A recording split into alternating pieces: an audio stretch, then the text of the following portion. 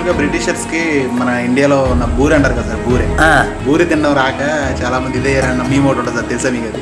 అంటే అది బూరి లోనికి ఎలా వెళ్ళింది అని అనుకునే వాళ్ళు అంటే అప్పుడు వాళ్ళు పూర్ణం లోనికి ఇలా ఉంటే ఎలా వెళ్ళిపోయింది. యాక్చువల్గా చిన్నప్పుడు జెండా పండుగ అంటే చేతిలో జెండా, బూందీ ప్యాకెట్, లేదంటే చాక్లెట్ అంటే నా చిన్నప్పుడు నాది. అండ్ ఎలా అయింది ఇంకా లెటర్ నేను పెరిగిన తర్వాత ఇప్పుడు ఏంటంటే వాట్సాప్ స్టేటస్ అయిపోయింది. ఇదివరకు ఆదివారం అంటే మనం అసలు మాంసాన్ని కానీ ఏమైనా ముట్టుకునేవాళ్ళు కాదు. హిందూ సంప్రదాయం ప్రకారం మన సంస్కృతి ప్రకారం ఆ సూర్యదేవుడిని తీసుకుని ఆ సూర్య నమస్కారాలు వాటి మీద ఉండేవాళ్ళు మన సంస్కృతి ప్రకారం. ఆ వీళ్ళు వచ్చిన తర్వాత కంపల్సరీగా ఆదివారం మాత్రం తీస్తేనే వచ్చి సెలవు రోజు అని చెప్పి ఇచ్చారు. ఇదివరకు సెలవు రోజు ఆదివారం కాదు. 1921లో గాంధీ గారు వచ్చారండి సార్. 1940లో నేతాజీ గారు వచ్చారండి సార్, సుభాష్ చంద్రబోస్ గారు ఏలూరులో. అంటే మనకు తెలిసిన పెద్దోళ్ళు చెప్పారు. మన సిఆర్డి కలి దాంట్లో మాత్రం ఎన్టీ రామారావు గారు ఎలక్షన్ ముందు వచ్చి తను చేసేది ఏంటని చెప్తూ ప్రజల్ని చేసినప్పుడు జనాలు చిన్న చిన్న పిల్లలు అందరూ చాలా మంది పెద్ద పెద్ద సభ జరిగింది. అదే ఇప్పుడు అంటే మనకు వాట్సాప్లో ఏది పడితే అది వచ్చేస్తుంది కదా సార్. అప్పట్లో ఏలూరులో ఉన్న వాళ్ళకి స్వతంత్రం వచ్చిందని తెలియడానికి 3 రోజులు పట్టిందంట సార్. బ్రిటిషర్స్ ఇండియాలో ఓకే స్పాయిల్ చేశారు కొంతవరకు, బట్ కాదు వాళ్ళు చేసిన మంచి పనులు ఏమైనా ఉన్నాయి సార్ ఇండియా? మంచి పనులు అంటే తంతి తపాలాకి కానీ రైల్వేస్ కానీ బాగానే ఇంప్లిమెంట్ చేశారు. పోస్ట్ ఆఫీస్ పెట్టింది బ్రిటిష్ వాళ్ళు సార్, బ్రిటిష్ కాలం నుంచే ఉంది. ఏలూరు మొదటి ఎమ్మెల్యే గారపటి సత్యనారాయణ గారు ఉన్నారు సార్. ఆయన బ్రిటిషర్స్కి తెలియకుండా సీక్రెట్గా పత్రికలు నడిపేవాళ్ళంట నైట్ టైం అలా. అది ఏమన్నా తెలుసా సార్ మీకు? అందుకనే కేరళకే ఎక్కువ అక్కడ క్రిస్టియానిటీ పెరిగింది. ఏలూరులో మనకి స్వతంత్రం వచ్చిందని తెలిసిన తర్వాత నైట్ 12 గంటలకి బయటకు వచ్చి అల్లర్లు, చిందు, కింతులు, కేరింతలు అన్నీ చేసి బ్రిటిషర్స్ మీరు అన్నట్టు కోటదిబ్బ ఏరియాలో ఉండేవాళ్ళంట. వాళ్ళ దగ్గరికి వెళ్ళి గట్టిగా అరవడం, బాగా అంటే సంబరాలు ఇంకా అలా చేయడం. అప్పట్లో బాణసంచాలు ఏమి లేవు కదా సార్, అంతా వాళ్ళ అండర్లో ఉండేది. అంతా ఇదిగా చేసి బాగా ఇదిగా ఉండేదని చెప్పారు సార్. మీ పాయింట్లో షార్ట్ కట్లో అసలు దేశభక్తి అంటే ఏంటి సార్? అక్కడ ప్రతి చిన్న సాధారణ పిల్లడు కూడా అర్థమయ్యేలా చెప్పాలంటే దేశభక్తి అంటే ఏం లేదు, మనకు ఉన్నదాన్ని మన స్వతంత్రాన్ని పక్కోడికి ఇబ్బంది చేయకుండా ప్రేమతో కలుపుకుంటూ దేశాన్ని అభివృద్ధి చేయగలగడమే దేశభక్తి. ఆగస్టు 15 కానీ రిపబ్లిక్ డేలు కానీ ఈ నేషనల్ ఫెస్టివల్స్లో ఉన్నప్పుడు వాళ్ళ పిల్లల్ని స్కూల్ 1 గంట పెట్టేసి పంపించేయడం మెయిన్ కొన్ని స్కూల్స్లో జరుగుతుంది. అలా కాకుండా సెలవు ఇవ్వకూడదంటారా? సెలవు పుస్తకం వద్దు, పాఠం చెప్పమంటలేదు. వాళ్ళ ఒక ఇండివిజువల్ మూడవది ఏకపాత్ర వేయించి ఆయన ఏం చేశాడు ఆయన హిస్టరీ చెప్పి దాంట్లో మనం ఏమైనా నేర్చుకోవాలన్న ఒక పాయింట్ అయినా పిల్లోడు పికప్ చేయగలిగితే ఆల్మోస్ట్ కాస్త రివాల్వ్ అవుతుంది. ఏదో ఇది వచ్చింది చేసిందని ఊరికి చెప్పడం దానికన్నా ఒక్కొక్కరితో ఒక్కొక్క పిల్లోడితో ఒకటి చేయిస్తే ఇది పిల్లలకన్నది ఇది దాంట్లో ఇంటిది అవుతుంది. పక్కన ఉన్న పిల్లలకి ఓహో ఈయన చేశారు కాబట్టి మనం కూడా ఏమన్నా మనం చేయగలుగుతామా అనే రేకించేలా ఉండాలి. ఇప్పుడు స్వతంత్రం వచ్చింది అంటే ఇప్పుడు అతివాదులు మితవాదులు అన్నారు సార్. అంటే ఇప్పుడు శాంతికి చిహ్నంగా అని చెప్పి గాంధీ గారు. ఇప్పుడు చంద్రబోస్ గారు ఏంటంటే ఆయన ఫైట్ చేయాలి మాట్లాడాలి ఆయన. అంటే మెయిన్ స్వతంత్రం రావడానికి ఎవరి తోడ్పాటు ఎక్కువైంది సార్? అంటే ఎవరి తోడ్పాటు అంటే ఈ రౌండ్ టేబుల్ కాన్ఫరెన్స్ పిలిచినప్పుడు గాంధీ గారిని పిలుస్తున్నా కానీ నెహ్రూ సుభాష్ చంద్రబోస్ పిలవట్లా. వీళ్ళు ఏంటంటే వీళ్ళు మితవాదులు తక్కువ మాట్లాడతారు కాబట్టి వీళ్ళు పిలిచి వీళ్ళు శాంతి ఒకటో రౌండ్, 2వ రౌండ్ టేబుల్, 3 టేబుల్ అవుతున్నాయి. ఇప్పుడు అంబేద్కర్ దేంట్లో సార్? అంబేద్కర్ ఏంటంటే అయిపోయాక దీంట్లో రాజ్యాంగం దీంట్లో పోటీ వచ్చిన తర్వాత బాగా ఆయన చదివి ఉన్నాడు కాబట్టి అవన్నీ పుస్తకాలు చదివి రాజ్యాంగం తయారు చేయడానికి అది చేశారు. అంతేగాని అది ఈయన దీంట్లో పాల్గొనడం తక్కువ రాజకీయంగా. ఇప్పుడు ఎవరి ద్వారా తోడ్పడింది సార్ స్వతంత్రం రావడానికి? గాంధీ గారు అంటారా లేదంటే సుభాష్ చంద్రబోస్ గారు అంటారా? అంటే యాక్చువల్గా మనకు ఉన్నది ఏంటంటే ఈ అతివాదులు మితవాదులు వచ్చేసరికి 30-70లో ఉన్నాయి. అంటే ఏంటి సార్? ఈ అతివాదులదేమో 30%కి, మితవాదులదేమో అంటే మన ఈ శాంతి అనుకున్న వాళ్ళు 70 మంది ఉండడం వల్ల వాళ్ళు చర్చలకు ఎక్కువ ఇచ్చేసి మొత్తం ఇచ్చారు. వీళ్ళ శాంతి చర్చల మీద ఒప్పుకున్నారు. ఇది కాదండి, ఈ ఫైట్ చేస్తుంటే వాళ్ళు ఫోర్స్ ఉన్నాయి కాబట్టి ఎగనెస్ట్ చేస్తున్నారు. అందుకని చివరికి ఏంటంటే సుభాష్ చంద్రబోస్ ఒక స్వతంత్రం వచ్చే టైంకి ఇండియాలో లేరు, ఎక్కడ ఉన్నారో కూడా తెలియదు. ఇప్పటికీ అది ఇంకా మిస్టరీగానే ఉంది. మన మాతృభాషను కన్న ఊరి సంస్కృతిని తక్కువ చేసి మాట్లాడుతుంటారు సార్. అండ్ వాళ్ళు చెప్పుకోవడానికి కూడా చాలా ఇబ్బంది పడుతుంటారు చాలా మంది. పోర్చుగల్, అమెరికా, US, UK వెళ్ళి పలానా పల్లెటూరు మాది ఇండియా అని చెప్పి పుట్టిన గడ్డని కానీ మనది ఏదైతే కానీ మర్చిపోకూడదు భాషను కానీ ఏని కానీ. అయితే ఏంటంటే ఈ మనది కొన్ని దగ్గర ఇదివరకు ఉన్నది ఏంటంటే మన సంస్కృతి ఏదో నేర్చుకుంటున్నారు. ఇప్పుడు అమెరికా వాళ్ళు, జర్మనీ వాళ్ళు, ఫ్రెంచ్ వాళ్ళు కూడా మన వాళ్ళు దేవాలయంలో కానీ మన సంస్కృతిని నేర్చుకుంటున్నారు. ఇప్పుడు మన వాళ్ళు ఏంటంటే అమెరికాది అయింది, ఇప్పుడు అమెరికాది ఆంధ్ర అయ్యింది. ఓకే. ఆంధ్ర వాళ్ళు అమెరికాలో కొంతమంది ఇప్పుడు గుళ్ళు ఉన్నాయి, వాళ్ళు వచ్చి నేను వెళ్ళాను అక్కడికి, వాళ్ళు వచ్చి చేసుకుంటున్నారు, ఉన్నారు.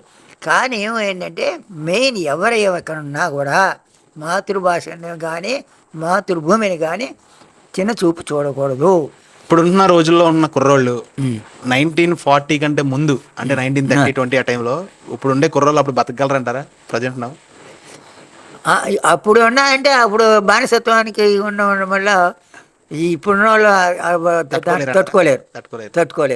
ఎందుకంటే అప్పుడున్న వాళ్ళు ఆరోగ్యం తిండి వ్యాయామం చేసేవాళ్ళు, కుస్తీలకు పెట్టడానికి వాళ్ళు వ్యవహారం వేరు. బ్రిటిష్ వాడు ఎప్పుడు కూడా మన ఇండియన్ డామినేట్ చేద్దామని చూస్తుంటారు సార్. చేస్తాడు అంటే ఏదో చేద్దామని చూస్తుంటాడు. ఎందుకంటే రూపీ వాల్యూ కూడా అలాగే ఉంది, ప్రజల విధానం పెరిగే విధానం కూడా అలాగే ఉంది. ఇంకా మన వాళ్ళకి బ్రిటిషర్స్ అంటే ఇంకా అక్కడికి వెళ్ళాలి, అక్కడ ఉండాలి, అక్కడ తిరగాలి అండ్ ఒకరు అమెరికా వెళ్ళాలి అంటే చాలా మంది లైఫ్ డ్రీమ్ కూడా ఉంటుంది. అవును.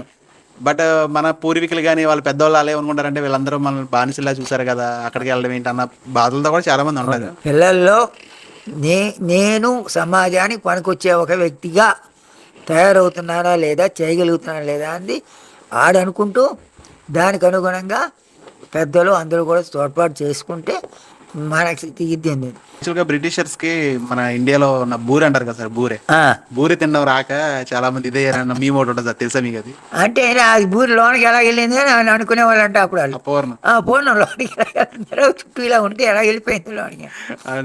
ఆ మాటలు చాలా ఫన్నీగా ఉంటుంది. ఇప్పుడు మనం ఏమనుకుంటాం అంటే కొబ్బరికాయ నీళ్ళు ఎలా వచ్చినాయి అని అనుకుంటాం. మరి కొబ్బరికాయ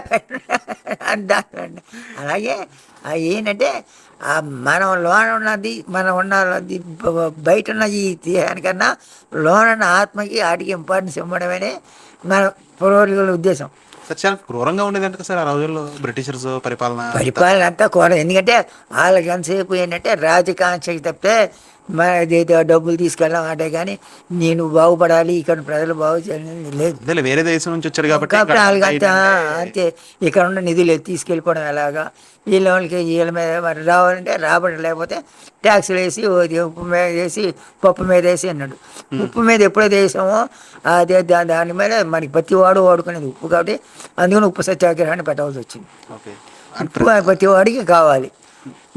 దేశం ఏ దేశమైనా ఉప్పు రేటు పెరిగింది అంటే దేశం నాశనం వచ్చినట్టే. ఉక్కు రేటు పెరగాలి కానీ ఉప్పు రేటు పెరగకూడదు. ఉప్పు అనేది ప్రతి సామాన్య మానవుడికి కావాలి. ఉక్కు అనేది ఇంటికి కట్టడానికి అడిగి కావాలి. అది పెరిగిందంటే దానికి రేటు పెరుగుతుంది కాబట్టి డెవలప్మెంట్ ఎక్కువ ఖర్చు చేసుకుని ఇచ్చేసుకుంటాం. ఉప్పు అంటే సామాన్య మానవుడు తినేది, సామాన్య మానవుడు బరువు కాకుండా ఉండేలా గవర్నమెంట్ చూడాల్సిన బాధ్యత అది.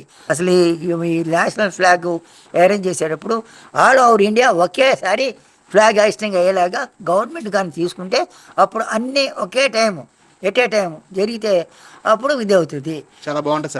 ఏంటంటే దేశంలో అదే భారత చేస్తే అంతా ఆల్ ఓవర్ ఇండియా కనబడేలా ఉండాలి. పంచువాలిటీ.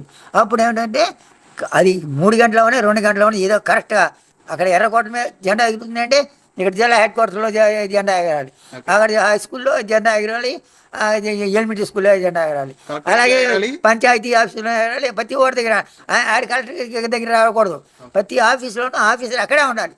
అంతేగాని అందరూ వచ్చి కలెక్టర్ దగ్గరికి వచ్చేసి వాళ్ళ ఆఫీసర్ ఇక్కడికి ఇంటింటే అలా కాదు. ఒక టైం అనేది ఆ టైం ఖచ్చితంగా ఎగలిగడితేనే అప్పుడు మనం ఏంటంటే అంతా ఒకటే. అంతే ఇక ఆ టైం చెప్పాడు. ఇప్పుడు 11 గంటలకు గాంధీ గారు పోయారు కాబట్టి 1 నిమిషం మౌనం, అంతే. అలా టైం అలాగే ముందు ఇది కూడా అలా జరిగలిగితే దాంట్లో ఒకే దైవం ఉంటే అక్కడ ఇక్కడ ఉండదు, ఎక్కడ ప్రజలు అక్కడ ఉంటారు. ఇప్పుడంటే అక్కడి నుంచి ఇక్కడికి వచ్చి ఇక్కడి నుంచి ఇక్కడ వచ్చేసరికి ఏమవుతుందంటే వీళ్ళేమో వాళ్ళు 8ంటికేమో స్కూల్లో వేస్తున్నాడు, 9ంటికేమో స్టేడియంలో వేస్తున్నాడు, ఇంకోటేమో 9:30కేమో కలెక్టర్ లాయర్ గారేమో అక్కడ జడ్జి గారేమో అక్కడ వేస్తున్నాడు. ఏ ఆఫీసులో ఉన్న ఆఫీసర్ అదే టైంలో అక్కడ అయ్యిండేలాగా మిగిలిన వాళ్ళు ఇక్కడికి వచ్చేవాళ్ళు జనరల్ ఎక్కడ వస్తున్నారో అక్కడ అదే టైంలో ఫ్లాగ్ వేస్తుంది కావాలి. నువ్వు 9 అవని 8 అవని జనరల్ ఏంటంటే ఎర్రగోడ మీద ఎప్పుడైతే ఎగురుతుందో అదే టైం పెట్టాలి, అదే ఫాలో అవ్వాలి. అంతేగాని మన జిల్లా అంతా 9 గంటలకి, ఆ జిల్లా అంతా 10 గంటలకి లేదా 8 గంటలకి కాదు. అక్కడ మన దేశం రాజధాని అయినా ఢిల్లీలో న్యూఢిల్లీలో ఎప్పుడైతే ఎర్ర జెండా ఎగుతుందో అదే టైంలో ఇక్కడ ఎర్ర జెండా ఏరేలాగా ఆ రోజు మాత్రం ప్రజలు వచ్చేలాగా ఆ టైంకి, అంతేగాని లేట్గా రాకూడదు. అదే మినిస్టర్ అవని కలెక్టర్ అవని ఎవరైనా సరే ఆ టైంకి అక్కడ ఉండి ఎగరగలిగితే ఎక్కడున్న వాళ్ళు అక్కడే. ఇప్పుడు మనకి ఏంటంటే అందరు ఆఫీసర్స్ అక్కడ రావాలంటున్నారు. కలెక్టర్ వచ్చేసరికి ఆర్డీఓ గారు రావాలి, డిఓ గారు రావాలి, అందరూ అక్కడ రావాలి. ముందు ఎగరేసిన టైం అంతే. ఆ తర్వాత ఎగరేసిన తర్వాత నీకు వెంటనే అయిపోయిన 5 నిమిషాలు 10 నిమిషాలు అక్కడ అయిపోయిన వెంటనే ఇక్కడికి వచ్చేసి ఆ మీటింగ్ అంతా ఇక్కడ ఫాలో అవ్వండి. ఎగరేయడం మాత్రం టైం ఒకటే. అది అలా చేయగలిగితేనే ఖచ్చితంగా ఏంటంటే అందరూ అక్కడ ఎర్రకోటలో ఎగిరింది, మన జెండా మన స్కూల్లో ఎగిరింది, కలెక్టరేట్లో ఎగిరింది, ఇక్కడ ఎగిరింది. కలెక్టర్ ఆఫీసులోనేమో కలెక్టర్ గారు ఎగిరేసాక ఇక్కడికి వస్తున్నారు. ఇక్కడ వచ్చా అలా కాకుండా ఒకేసారి అంతా దేశం అంతా ఒక్కటే. ఇంకోది టైం కాదు. ఆ టైం మొన్న యోగా చేశారు. అందరి దగ్గర 6 గంటల నుంచి 8 గంటలు కరెక్ట్ 6ంటికి అందరితో చేశారు. 8 అయ్యారికి అందరు కట్టేశారు అంతే. టైం మెయింటైన్స్ ఏంటంటే అప్పుడు ఏంటంటే అంత దేశం అంతా ఎక్కడన్నా అందరూ ఇక్కడ రావాలి అని పెట్టుకుంటే కుదరదు. వాళ్ళ తరపున ఒక అధికారి వస్తాడు, విద్యాశాఖ నుంచి రెవెన్యూ నుంచి ఒకళ్ళు, వాళ్ళకి ఎవరెవరు కావాల్సిన వాళ్ళు వస్తారు. ఆ తర్వాత ఏంటంటే అక్కడ ఏదైతే అందరూ వేసారు తర్వాత 5 నిమిషాలు తర్వాత అక్కడ అయిపోయిన తర్వాత ఇక్కడ రమ్మనండి. నా కోరిక ఏంటంటే ఒకేసారి అక్కడ ఎర్రకోట ఏంటంటే ఇక్కడ కూడా వెళ్ళాలి అంతే. అసలు మనకి ఇండిపెండెన్స్ డే అంటే ఈ రోజుల్లో మాకు తెలిసింది కానీ ఏంటంటే వాట్సాప్ స్టేటస్ అయిపోయింది, లేదంటే ఇన్స్టాగ్రామ్లో పోస్ట్ అయిపోయింది, యూట్యూబ్లో పోస్ట్ అయిపోయింది. అసలు నిజంగా మీ టైంలో అంటే ఆ టైంలో అసలు ఇండిపెండెన్స్ డే అంటే ఎలా ఉండేది సార్? చిన్నప్పుడు ఇండిపెండెన్స్ డే అంటే ఏంటంటే ముందు ఆ జాతీయ నాయకుల యొక్క ఇది ఎలా ఉండేది, మన ఊళ్ళో ఎలా జరిగేది అని చెప్పేవాళ్ళు ఎలిమెంటరీ స్కూల్స్ టైంలో. మేము 62లో ఉన్నప్పుడు అంటే 15 ఏళ్ళు, అప్పటికే 15 ఏళ్ళు అయింది ఇక్కడ మన స్వతంత్రం వచ్చి. కాబట్టి ఇండిపెండెన్స్ డే ఏంటంటే మన పరిపాలన మనం పాలించడానికి ఎవరికి ఇది లేకుండా స్వేచ్ఛ స్వతంత్రంతో చేయడమనే సంపాదించుకోవడానికే మన పెద్దలందరూ కూడా చాలా కష్టపడి అలాగే ప్రాణత్యాగాలు చేసి మనకి తెచ్చారు. కాబట్టి దాన్ని నిలబెట్టుకోవాల్సిన పని మన మీద ఉంది. అని ప్రతి ఎలిమెంటరీ స్కూల్లో నేను చదివిన దగ్గర నుంచి 2వ క్లాస్ నుంచి చదివారు ఇక్కడ ఏలూరులో. ఓకే. అక్కడ నుంచి ఏంటంటే ప్రతి క్లాసులోనూ వాళ్ళు చెప్పే సమాజానికి సేవ చేయడము మన సేవ, అది ఏ రకమైన సేవ అయినా సరే పక్కవాడికి మనం చేయగలిగితే, సమాజాన్ని అభివృద్ధి చేయగలిగితే దేశం అభివృద్ధి అవుతుంది. అయితే ఏమిటంటే మనకు వచ్చిన ఉంది విద్యారంగం మీద రాజకీయ స్కూల్ ఎప్పుడైతే పడుతుందో వాళ్ళ ప్రభావం వల్ల ఇక్కడ విద్యారంగం కుంటుపడుతుంది. అటేమో మనిషి యొక్క అవినీతికి ఎక్కువ దావిస్తున్నారు. విద్యారంగంలో మాత్రం రాజకీయ ప్రభుత్వం లేకుండా విద్యాభివృద్ధిగా తోడ్పడడానికి సలహాలు ఇవ్వాలి. ఓకే. అంటే ఎలా అంటారు?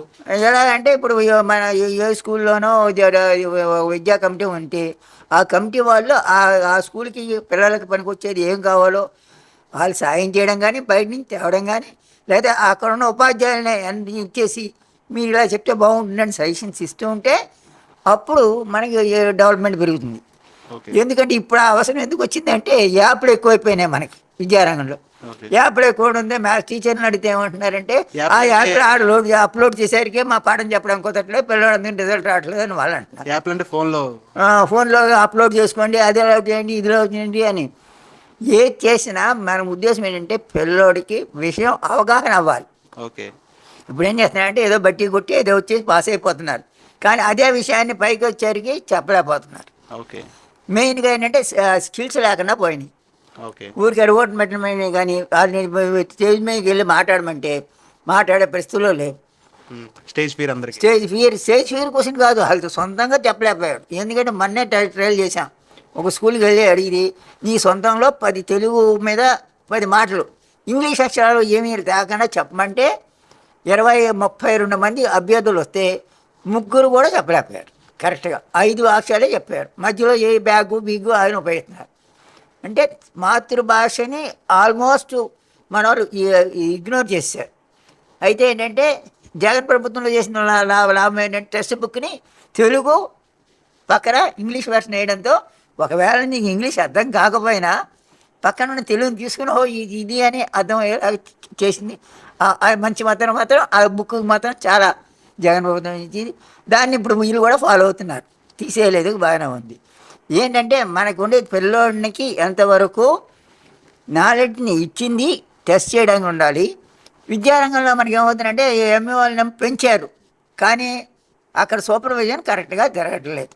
అంటే ఎలా ఏదైనా ఎగ్జాంపుల్ చెప్పండి. ఎగ్జాంపుల్ అంటే ఎంఈఓ గారికి 50 స్కూల్స్ ఇస్తున్నారు. ఈ వీళ్ళు యూప్లు యాప్లు చూడడంతోనే ఆయన విజిట్కి వెళ్ళడానికి ఊరికి వెళ్ళి వచ్చేస్తున్నాడు, అంతే తప్ప అక్కడ కరెక్ట్గా జరగట్లేదు. ఓకే, నిజంగా ఏం జరుగుతుంది పొజిషన్ కరెక్ట్గా లేదు. ఇదివరకు అవార్డు ఇవ్వాలి అంటే ఆ ఇన్స్పెక్షన్ రిపోర్ట్లో ఆ ఇన్స్పెక్టర్ వెళ్ళి డిప్యూటీ మేము చదువుకునే టైంలో ఇన్స్పెక్టర్ గారు వచ్చి విజిట్ చేసిన తర్వాత విజిట్ ఒకసారి చేసి 2 విజిట్లు వేసి మూడోసారి ఇన్స్పెక్షన్ పెట్టి, అంటే ఆ రోజంతా 2 రోజులు స్కూల్ విజిట్ చేసి ప్రతి మ్యాథ్స్ అన్ని టెస్ట్ చేసి వాళ్ళు ఇచ్చిన రిమార్క్ మీద మాకు ఆనర్స్ ఇచ్చేవారు. ఇప్పుడు ఏంటంటే మీకు ఏం చేశారో రాసేసామంటున్నారు, పుస్తకాలు ఇచ్చారని అవార్డులు ఇస్తున్నారు. ఓకే, అంటే పెరుగుతున్న అంటే పెరుగుతున్న క్వశ్చన్ కాదు, అసలు మెయిన్ ఏంటంటే టెక్నాలజీ కూడా పెరుగుతుంది. టెక్నాలజీ పెరిగినప్పుడు ఆ టెక్నాలజీని ఏంటంటే వీళ్ళు సొంతంగా రాయడం కాదు, ఇన్స్పెక్టింగ్ ఆఫీసరు ఏదో టైంలో వెళ్ళి విజిట్ చేసి ఆయన దాన్నే చేయాలి. వీళ్ళు ఇచ్చిన దాని మీద రాసేసుకుని అవార్డులు ఇస్తుంటే ఆ అవార్డు వాల్యూ కూడా ఉండలేదు, ఉన్న ఫ్యాక్ట్ చెప్తున్నాను. ఎందుకంటే మనం ఇచ్చేది మ్యాథ్స్ని ఎలా వాళ్ళు సెలక్షన్ ఇదివరకు జిల్లాకి 6 7 సెలెక్ట్ అయ్యేవాళ్ళు. ఓకే, అంత టైట్గా ఇచ్చేవాళ్ళు. ఇప్పుడు చూస్తే మాత్రం 100 చేశారు, 200 మందో 300 మందో కనబడుతున్నారు. వాళ్ళ పద్ధతి ఏమిటంటే ఆల్మోస్ట్ ఎడ్యుకేషన్ వాల్యూని ఆ సూపర్విజన్ కరెక్ట్గా చేసి వాల్యూస్ పెంచగలిగితే మనకి విద్యారంగం బాగుంది. అయితే పిల్లోడు బయటకు వచ్చేసరికి త్రిభాష కంపల్సరీగా రావాలి. త్రిభాష అంటే తెలుగు, వాళ్ళ మాతృభాష తెలుగు అనే కాదు, వాళ్ళ మాతృభాష, జాతీయ భాష, ఇంగ్లీషు 3 రావాలి. త్రిభాష ఆ 3 వాడు ఫ్లూయెన్సీగా మాట్లాడగలిగితే వాడు బయటకు వచ్చాక వాడు కాళ్ళ మీద ఏదో రకంగా ఎక్కడో ఏదో ఒక జీవనోపాధి సంపాదించగలుగుతాడు. ఏదో స్కిల్లో నేర్చుకుని ఉంటే ఆ స్కిల్ రాకపోవడం వల్ల ఏమవుతుందంటే ఏ భాషకి నేను ఒక భాష కూడా సరిగా నేర్చుకోవట్లేదు, తేడిపోతుంది. ఇప్పుడు కొన్ని స్కూల్లో ఇంగ్లీష్ మీడియం స్కూల్స్ వస్తే తెలుగు వాళ్ళు వదిలేశారు. చివరికి ఏమవుతుందంటే అన్ని పాస్ అయిపోతున్నాడు, తెలుగు వచ్చేసరికి 1 మార్కులో పోయినాడు ఉన్నాడు, నెక్స్ట్ టైం పాస్ అయ్యి ఇంటర్మీడియట్ ఆడు డిగ్రీలో ఫస్ట్ క్లాస్ వచ్చినాడు ఉన్నాడు. అంటే తెలుగు మాతృభాషకి మెయిన్ ఇంపార్టెన్స్ ఇవ్వాలి, కరెక్టే. కానీ మాతృభాష మెయిన్ ఇంపార్టెన్స్ మాత్రం ఏ స్కూల్స్లో లేదు. ఎంతసేపు ఇంగ్లీష్ మీద మోజు మీద మన ఒక మాస్టర్ చెప్తున్నారు, ఆడు రాస్తున్నాడు చెప్తున్నాడు, కానీ దాని అర్థం ఏంటంటే మనకి ఎక్స్ప్లెయిన్ చేయలేకపోతున్నాడు. అంటే ఇలా చెప్పాలని మరి రోడ్ మెమరీ అయిపోతుంది. రోడ్ మెమరీ కాకుండా పిల్లల్ని సొంతంగా వచ్చేలాగా బుర్రను ఉపయోగించేలాగా.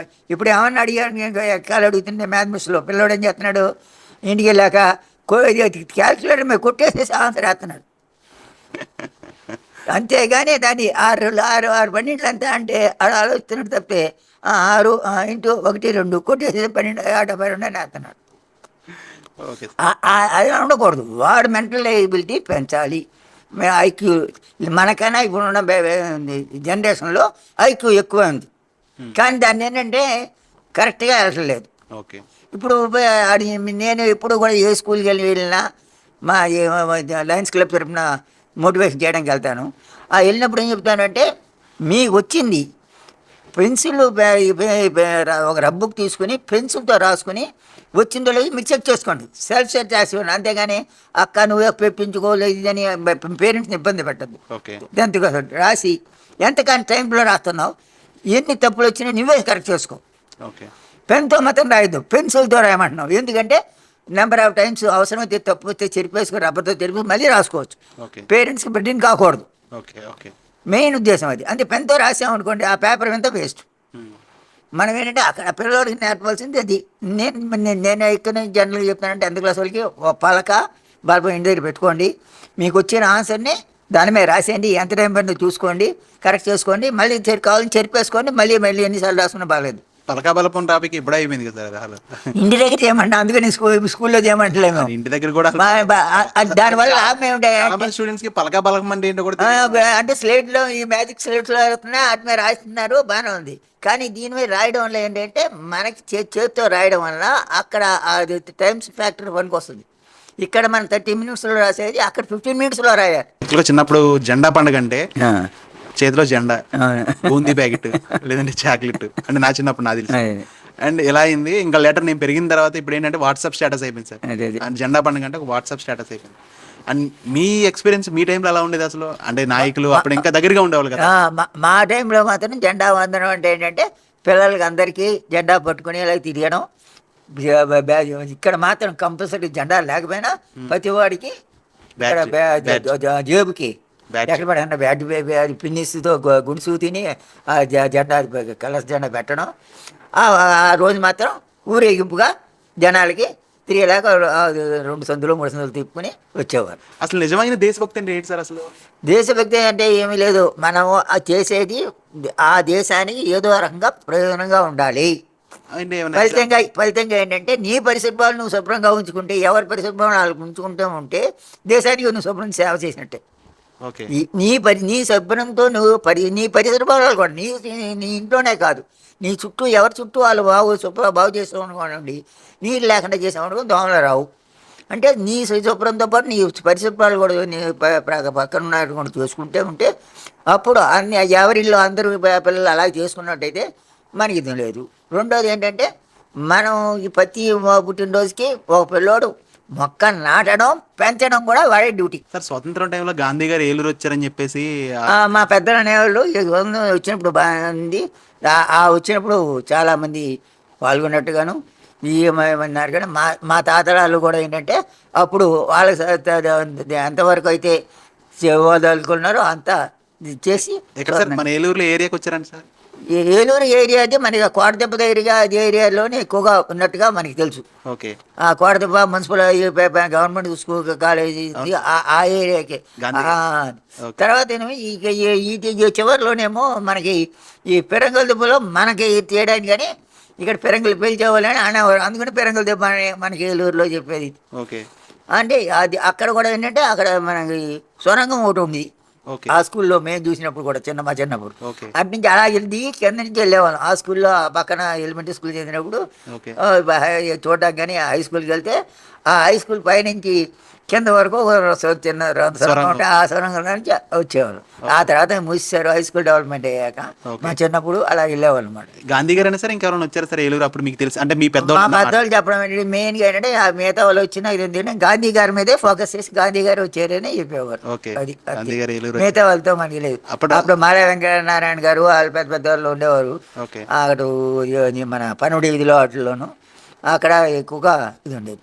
అప్పుడు వాళ్ళు రావడం అంటే వాళ్ళకి రావడానికి మార్గం ఫ్లైట్లో ఏం లేవు కదా సార్? అప్పుడు ఫ్లైట్లు లేవు, మామూలు బండిలో రావడం ట్రైన్ల మీద వచ్చేవాళ్ళు. వచ్చారు బస్సులు కూడా కన్వెంట్ తక్కువ, ట్రైన్ల మీద వచ్చేవారు. బస్సులు వచ్చినా కొంత దూరం వచ్చి మరి కొంతమంది బళ్ళు కూడా పెద్ద బళ్ళు ఏం లేవు, వీటి మీద వచ్చేవారు. అప్పుడు రైల్వే స్టేషన్ ఉందా సార్ ఏలూరుకి? ఏలూరు రైల్వే స్టేషన్ మాత్రం పెద్ద స్టేషన్ ఉంది. అప్పటికి ఉందా సార్? ఓకే, పెద్ద స్టేషన్ ఉంది. చిన్న స్టేషన్ అప్పుడు కట్టామని ప్రపోజల్ పెట్టారు కానీ అప్పటికి ఇంకా అవ్వలేదు. నిదానంగా తర్వాత కట్టారు. అంతే డెవలప్ అయ్యాక. ఏలూరులో మీ కెరీర్ లో మీరు చూసింది పెద్దదేమన్నా స్వతంత్ర సభ ఏమైనా జరిగింది సార్? తర్వాత ఎప్పుడన్నా పెద్ద నాయకులు పాల్గొని? పెద్ద నాయకులు పాల్గొనే సభ అటువంటి జరగలేదు. కానీ మన సిఆర్డి కాలేజ్ దాంట్లో మాత్రం ఎన్టీ రామారావు గారు ఎలక్షన్ ముందు వచ్చి తను చేసేది ఏంటని చెప్తూ ప్రజల్ని చేసింది కూడా జనాలు చిన్న పిల్లలు అందరూ చాలా మంది పెద్ద పెద్ద సభ జరిగింది. అదే తెలుగుదేశం ప్రారంభోత్సవం అప్పుడు ఎలక్షన్ వచ్చాను. అది మిగతా అంటే నాయకులు ఆ సినిమా స్టైల్లో వచ్చినది కాకుండా మామూలుగా రాజకీయంగా వచ్చిన వాళ్ళు. యాక్చువల్గా బ్రిటిష్ పాలన అంటే సినిమాల్లో చూసేవాళ్ళం సార్. అంటే మీ ఉన్న టైంలో ఎవరైనా బ్రిటిషర్స్ ఉండేవాళ్ళ ఈ ఏరియాలో ఎవరన్నా? నేను చూసిన తగ్గించి మన ఏలూరులో ఎక్కడ బ్రిటిష్ వాళ్ళు ఎవరు లేరు మీ టైంలో. మా టైంలో లేరు. అంటే మన ఏరియాలో ఎక్కడ ఉండేవాళ్ళంట సార్ ఇదివరకు ఉంటే? ఇదివరకు ఉంటే మన పన్నెండు దక్షిణ పీదిలో ఆ టెంపే ఉండేవారు. అంటే అదే వన్ టౌన్ ఏరియాలోనే ఉండేవాళ్ళు బ్రిటిషర్స్ అంతా కూడా ఉండేది. మన ఇది మసీదు ఉండేది సార్. ఇప్పుడు ఇది ఎస్టీ ఆఫీసు ఆ ఏరియాకే ఇది అది పెద్ద ఎత్తులో కట్టి ఇది చేసుకునేవాళ్ళు. మిగతా అక్కడ అది బంగ్లా అది ఉండేది. ఇది ఏర్పాటు చేసి మన దీనికి పోలీసు వాళ్ళ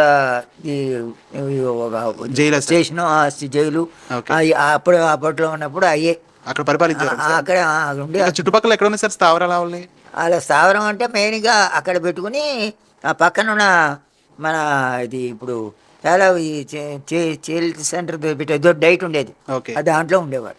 ఓకే అట్లా ఎంచుకొని ఇంకంత ఏది ఆ జోన్ అంత అది, అందుకని మీరు విన్నారా సార్ అప్పట్లో చిత్రహింసలు పెట్టడం అదంతా మీరు విన్నారా మన ఏరియాలో? వెంటనే చెప్తే మనం ఎక్కడ లేవు. చరిత్ర పుస్తకాల్లో లేకపోయినా సరే అప్పట్లో ఆ రోజుల్లో మనకు వ్యతిరేకంగా బ్రిటిషర్స్ జరిగిన గొడవలు ఏమైనా ఉన్నాయి సార్ ఏలూరులో? ఉన్నాయి, గొడవలు మాత్రం ఉన్నాయి. ఓకే వాళ్ళు వచ్చేవాళ్ళు పోలీసు వాళ్ళు వస్తున్నారని, కర్ఫ్యూలు ఉన్నాయని బాగానే ఉండేది.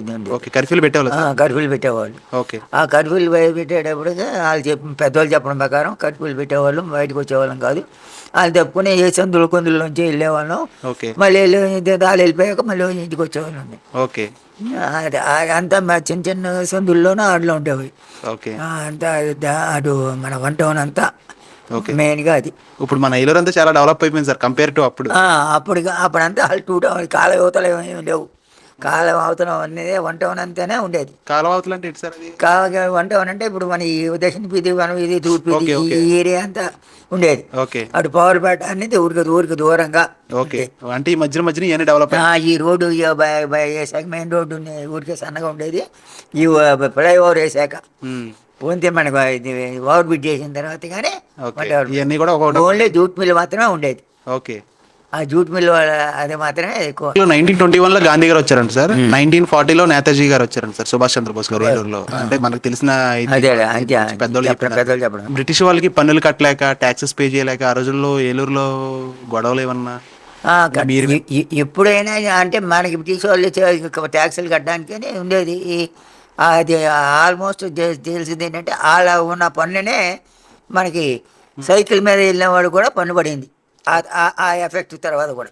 ఓకే తర్వాత అంటే బయటికి వెళ్ళాలంటే లైసెన్స్ ఉండాలి, బిల్లు ఉంటేనే కానీ సైకిల్ మీద తిరగడానికి రైట్ లేదు అని నా చిన్నప్పుడు బాగా ఉండేది. ఆ లైసెన్స్ మీద బిల్లు ఉండి గవర్నమెంట్కి ఏదో ₹2 ₹3 కడితే బిల్లు ఎత్తా అది పెట్టుకుంటే ఆ సంవత్సరం అంతా నువ్వు ఎక్కడైనా తిరగచ్చు. ఓకే లేదంటే కట్టాలి. అంటే రోడ్ ట్యాక్స్ అని వాళ్ళు అప్లై చేసింది, ఆ ట్యాక్స్ అలా కంటిన్యూ అయ్యింది. తర్వాత వాహనం తీసి పెద్ద వాహనాలకు మాత్రమే ఉంచారు. సార్ మీరు నిజంగా బాధపడింది ఏ విషయంలో సార్? బ్రిటిష్ వాళ్ళ విషయంలో మీరు నిజంగా బాధపడింది? బ్రిటిష్ వాళ్ళు మన పుట్టిన తర్వాత మరి బ్రిటిష్ వాళ్ళు లేరు కాబట్టి, అంటే వాళ్ళు చేసిన పనుల్లో కానీ, వాళ్ళు తలపెట్టిన వ్యవహారంలో కానీ మీరు నిజంగా చలించిపోయిన విషయం ఏదైనా చెప్పాలంటే? చెల్లించిపోయిన విషయం ఏంటంటే వాళ్ళు చెప్పింది వెళ్ళిపోయేటప్పుడు మనకి ఉద్దేశం వెళ్ళారు. మన సంస్కృతి ప్రకారం అయితే మాత్రం ఆదివారం నాడు మన్ని బాగా ఇచ్చేసారు. ఇదివరకు ఆదివారం అంటే మనం అసలు మాంసాన్ని కానీ ఏమైనా ముట్టుకునే వాళ్ళు కాదు. హిందూ సంప్రదాయం ప్రకారం, మన సంస్కృతి ప్రకారం ఆ సూర్యదేవుడిని తీసుకుని ఆ సూర్య నమస్కారాలు వాటి మీద ఉండేవాళ్ళు మన సంస్కృతి ప్రకారం. వీళ్ళు వచ్చిన తర్వాత కంపల్సరీగా ఆదివారం మాత్రం నీసు తినవచ్చు, సెలవు రోజు అని చెప్పి ఇచ్చారు. ఇదివరకు సెలవు రోజు ఆదివారం కాదు. ఓకే బ్రిటిష్ పూర్వం ముందు మాత్రం అన్ని రోజుల్లో ఆదివారం సెలవు అనేది ఎక్కడా లేదు. ఏదో ఆ ఊరికి ఏదో ఒక రోజు అంటూ సెలవు ఇచ్చుకునే వాళ్ళు సంతలు ఉండేగా, ఆ సంత రోజు సెలవు ఇచ్చేవాడు, ఆ సంతకు చేసుకునే వాళ్ళు వచ్చేవాళ్ళు. సండే అంటే నాన్ వెజ్ అయిపోయింది. ఇప్పుడు సండే అంటే నాన్ వెజ్ అయిపోయింది. ఇదే సండే నాన్ వెజ్ అనేది లేదు. సూర్య నమస్కారం చేయడం, సూర్య చేసి ఇచ్చేసేవాళ్ళు. బీఫ్ కూడా ఆల్ ఇంట్రడ్యూస్ చేశారు కదా సార్? చేశారు. బీఫ్ ఎక్కడ లేదు కదా? లేదు. తర్వాత గోవధనం ముందు అంతకుముందు వాళ్ళు కూడా ఏం లేదు. అది తోటాల దగ్గర వచ్చిన దగ్గరే వచ్చింది సిపాయి తిరుగుబాటు. ఆ తిరుగుబాటు దగ్గరే వచ్చింది. ఆ తోటాల దగ్గరికి వాళ్ళు ఆ మొహమ్మడన్స్కి లేదు, హిందూస్కి లేదు, కానీ ఈ వాళ్ళకి మార్చి చేయడంతో అసలు 1857 అంటే ఒక రెవల్యూషన్ సార్. రెవల్యూషన్, సిపాయిల తిరుగుబాటు అనేది ఆ తర్వాత 90 ఏళ్ళకి కానీ మనకి అవుతుందండి. కానీ అది బెస్ట్ సైన్ సార్ ఇండియాకి. అంటే 1957 సిపాయి తిరుగుబాటు అనేది. అండ్ ఇంగ్లీష్ మీడియం ఇప్పుడు ఉన్న వాళ్ళకి తెలియదేమో కానీ సిపాయి తిరుగుబాటు అంటే అది బిగ్గెస్ట్ రెవల్యూషన్ సార్. అంతే. ఇంకా అది సక్సెస్ అవ్వలేదు కదా సార్? అది సక్సెస్ అవ్వలేదు ఎందుకంటే అక్కడ రాజ్యాంగంలో రాజులు ఉండేవాళ్ళు కాబట్టి ఎవరు కొంతమంది బలమైన వాళ్ళు, కొంతమంది బలహీన వాళ్ళేమో బ్రిటిష్ వాళ్ళు ఇదవడంతో ఇక్కడ ఉన్న రాజులకి బలహీనం అయిపోయాయి. అసలు 1857 అసలు ఆ కథ ఏంటి సార్? అది 1857లో ఉండేది ఏంటంటే సిపాయి తిరుగుబాటులో వాళ్ళు హిందువులకి, ముస్లిమ్స్కి తేడా వచ్చేలాగా వాళ్ళ జంతువుల్ని వీళ్ళు చంపినట్టు అని పెట్టి ఏలో గొడవ పెట్టడానికి ట్రై చేశారు. అది గొడవలో ఏమైందంటే ఈ మిలిటరీలో వీళ్ళు తీసుకున్నప్పుడు కూడా వాళ్ళకి ఇచ్చిన ఆ తోటను తీయడానికి ఆ మహమ్మడియన్స్కేమో ఆ పందిది ఇస్తే వాళ్ళ పందిని బాగా చేసేవాళ్ళు చేసుకుని మన గోవేలాగా వాళ్ళకి అది ముస్లిమ్స్కి అది దీన్ని ఓకే. ఈ మన కాళ్ళకేమో ఆవు కొవ్వుది ఆవు కొవ్వుతో. చేసి ఇచ్చారు అది చేసి అది తీస్తే నోటితో పీకాలి. ఓకే. అప్పుడు ఉన్నది తోట ఏంటంటే నోటితో పీకాలి. తోట నోటితో పీకి అప్పుడు అది ఫీల్డ్స్లో చేయాలి. ఓకే. కవరే అది దాంతో ఉండేదన్నమాట. దాన్ని మనల్ని యాక్సెప్ట్ చేయలేదు. అది యాక్సెప్ట్ చేయలేక తిరుగుబాటుకి ఎక్కువ ముస్లిమ్స్ కూడా అంతేనా సార్? ముస్లిమ్స్కి అది పెట్టేవాళ్ళు. ఓకే. దాంతో పందితో చేసిన. అదే వాళ్ళకి యాంటీగా నేను యాంటీగా చేసి తిరుగుబాటు చేయడం అయింది. మనలో కూడా ఐక్యతని దెబ్బతీశారు. ఓకే. ఇదివరకు అంటే స్వతంత్రం ముందంతా కూడా బాయి అనే ఉండేవారు. ఓకే. ఇప్పుడు పాకిస్తాన్ కానీ బంగ్లాదేశ్ కానీ ఉన్నారంటే ఇదివరకు ఏంటంటే భారతదేశం అంటే ఉపఖండం అనేవాళ్ళు. ఓకే. ఏషియాలో పెద్ద ఉపఖండంగా ఉండేది. ఆ ఖండంలో కొంతమంది అవును. అదేమైనా మొక్కలు నేపాల్ ఇవన్నీ ఆఫ్ఘనిస్తాన్ ఇవన్నీ విభజించడంతో బంగ్లాదేశ్ పాకిస్తాన్ పోవడంతో చిన్నది చేశారు. చేస్తూ మత ద్వేషాన్ని పెంచుకుంటూ ఉన్నారు. అది ఇంకా ఇప్పుడు కూడా రగులుతూనే ఉంది. ఓకే. ఇప్పటికీ స్టిల్ ఉంది. స్టిల్ ఉంది. ఇప్పుడు మా నెహ్రూ గారు పుట్టిందే మా పాకిస్తాన్లోనే ఉన్న ఏరియాలోనే. ఓకే. నెహ్రూ గారు పాకిస్తాన్లో పుట్టారండి? అక్కడి నుంచి ఉంది ఇటు వచ్చి చేశారు. అందుకని ఆయన పాకిస్తాన్కి ఫేవర్గా ఉన్నారంటే ఇప్పుడు కూడా గొడవ పడుతున్నారు పార్లమెంట్లో. ఓకే. అంటే వాళ్ళకి దాన్ని అదే సర్దార్ వల్లభాయ్ పటేల్కి నెహ్రూకి వచ్చిన ఆ ఇష్యూలోనే తేడా వచ్చింది. అంటే ఏంటి సార్? ఏం ఇష్యూ సార్ అది? అంటే అతివాదులు మితవాదుల దగ్గర వచ్చేసరికి సర్దార్ పటేల్నేమో ఇండిపెండెన్స్ డేకి సపోర్ట్ చేశారు కాబట్టి ఈయన్ని చేయాలని ఇక్కడ అధికార పార్టీ వాళ్ళ కాంగ్రెస్ వాళ్ళు ఉన్నారు. గాంధీ గారేమో నెహ్రూ గారిని చేయాలని ఈయన పెట్టుకున్నాడు. ఓకే. ఆయన ఏంటంటే ఉక్కు మనిషి కాబట్టి ఇంకనే ఉక్కు సీటుగా పోయేవాడు. ఈయన ఏంటంటే ఆ జీను అక్కడి నుంచి ఉన్నాడు కాబట్టి వాళ్ళతో చేసుకుని ఇచ్చేసేవాడు. ఓకే. అందుకని మనకేంది అయితే ఏంటంటే మనకి హైదరాబాద్ కూడా ఈ నైజాము వచ్చేటప్పటికి అది రజికా మూమెంట్లు అన్నీ కూడా ఈ సర్దార్ పటేళ్ళు చేయడం వల్ల ఇది చేయండి. ఇప్పుడు అంటే మనకు వాట్సాప్లో ఏది పడితే అది వచ్చేస్తుంది కదా సార్. అప్పట్లో ఏలూరులో ఉన్న వాళ్ళకి స్వతంత్రం వచ్చిందని తెలియడానికి 3 రోజులు పట్టిందంట సార్. బయటికి రానేరుగా మెసేజ్లు లేవు కదా. అప్పుడు మెసేజ్ రావడం నోటు వార్తే కదా. నోటు వార్త రావాలి, తంతి రావాలి, లేకపోతే ఎవరైనా లెటర్ రాస్తే తంతి రావాలి. ఓకే. ఆ తంతి రావడం అంటే అక్కడి నుంచి రైల్వే ట్రాక్ అయితే అటు ఉన్నాయి కానీ సిటీస్ ఉన్నాయి కానీ ఇటు రావు. ఇటు వచ్చేటప్పటికి ఏంటంటే ఆ ట్రైన్ ఎప్పుడో వస్తుందో వచ్చినప్పుడు బట్వాడ చేసుకొని వచ్చేది. బస్సులు అంత ఎక్కువగా లేవు అప్పుడు కూడా. ఈ మధ్య కానీ రీసెంట్ అయిపోయిందే కానీ బస్సులు లేవు. ఎంతసేపు ఏంటంటే వాళ్ళకే ట్రావెలింగ్కే వాళ్ళ జీపులు వాళ్ళ అన్ని ఉపయోగించడంతో ఉండేది. ఓకే. సమాచారంతో ఎంతసేపు లెటర్ రైటింగ్. కానీ ఇండియాని బాగా దోచుకున్నారు కదా సార్ బ్రిటిషర్స్. దోచుకున్నారంటే నిధుల పరంగా వెళ్ళిపోయినాయి. నిధుల పరంగా వెళ్ళిపోయినాయి. అయితే ఏంటంటే ఇంగ్లీష్ వదిలేసి వెళ్ళారు. ఓకే. కావాలి ఇండియన్ కల్చర్లో ఇంగ్లీష్ లేదు సార్. ఇండియన్ కల్చర్లో లేదు. సాంస్క్రిట్ మెయిన్గా ఉండేది. మాతృభాషలో నేర్చుకునేవాళ్ళు. ఎవరు మాతృభాష? వాళ్ళది. ఓకే. తర్వాత నెక్స్ట్ ఇచ్చేది మాతృభాష సాంస్క్రిట్ హిందీ అంతే. ఓకే.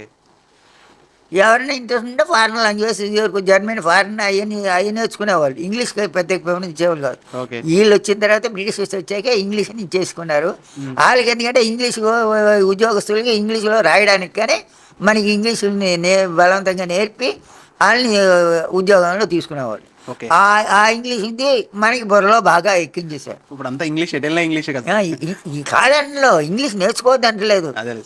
ఇప్పుడు ఇంగ్లీష్ మీడియం చదువుతున్నాడు. ఆడు రాయమంటేనేమో ఇంగ్లీష్లో సొంతంగా రాయలేకపోతున్నాడు. బట్టి కొట్టింది మాత్రం రాయగలుగుతున్నాడు. మాట్లాడేదేమో తెలుగులోనే మాట్లాడుతున్నాడు.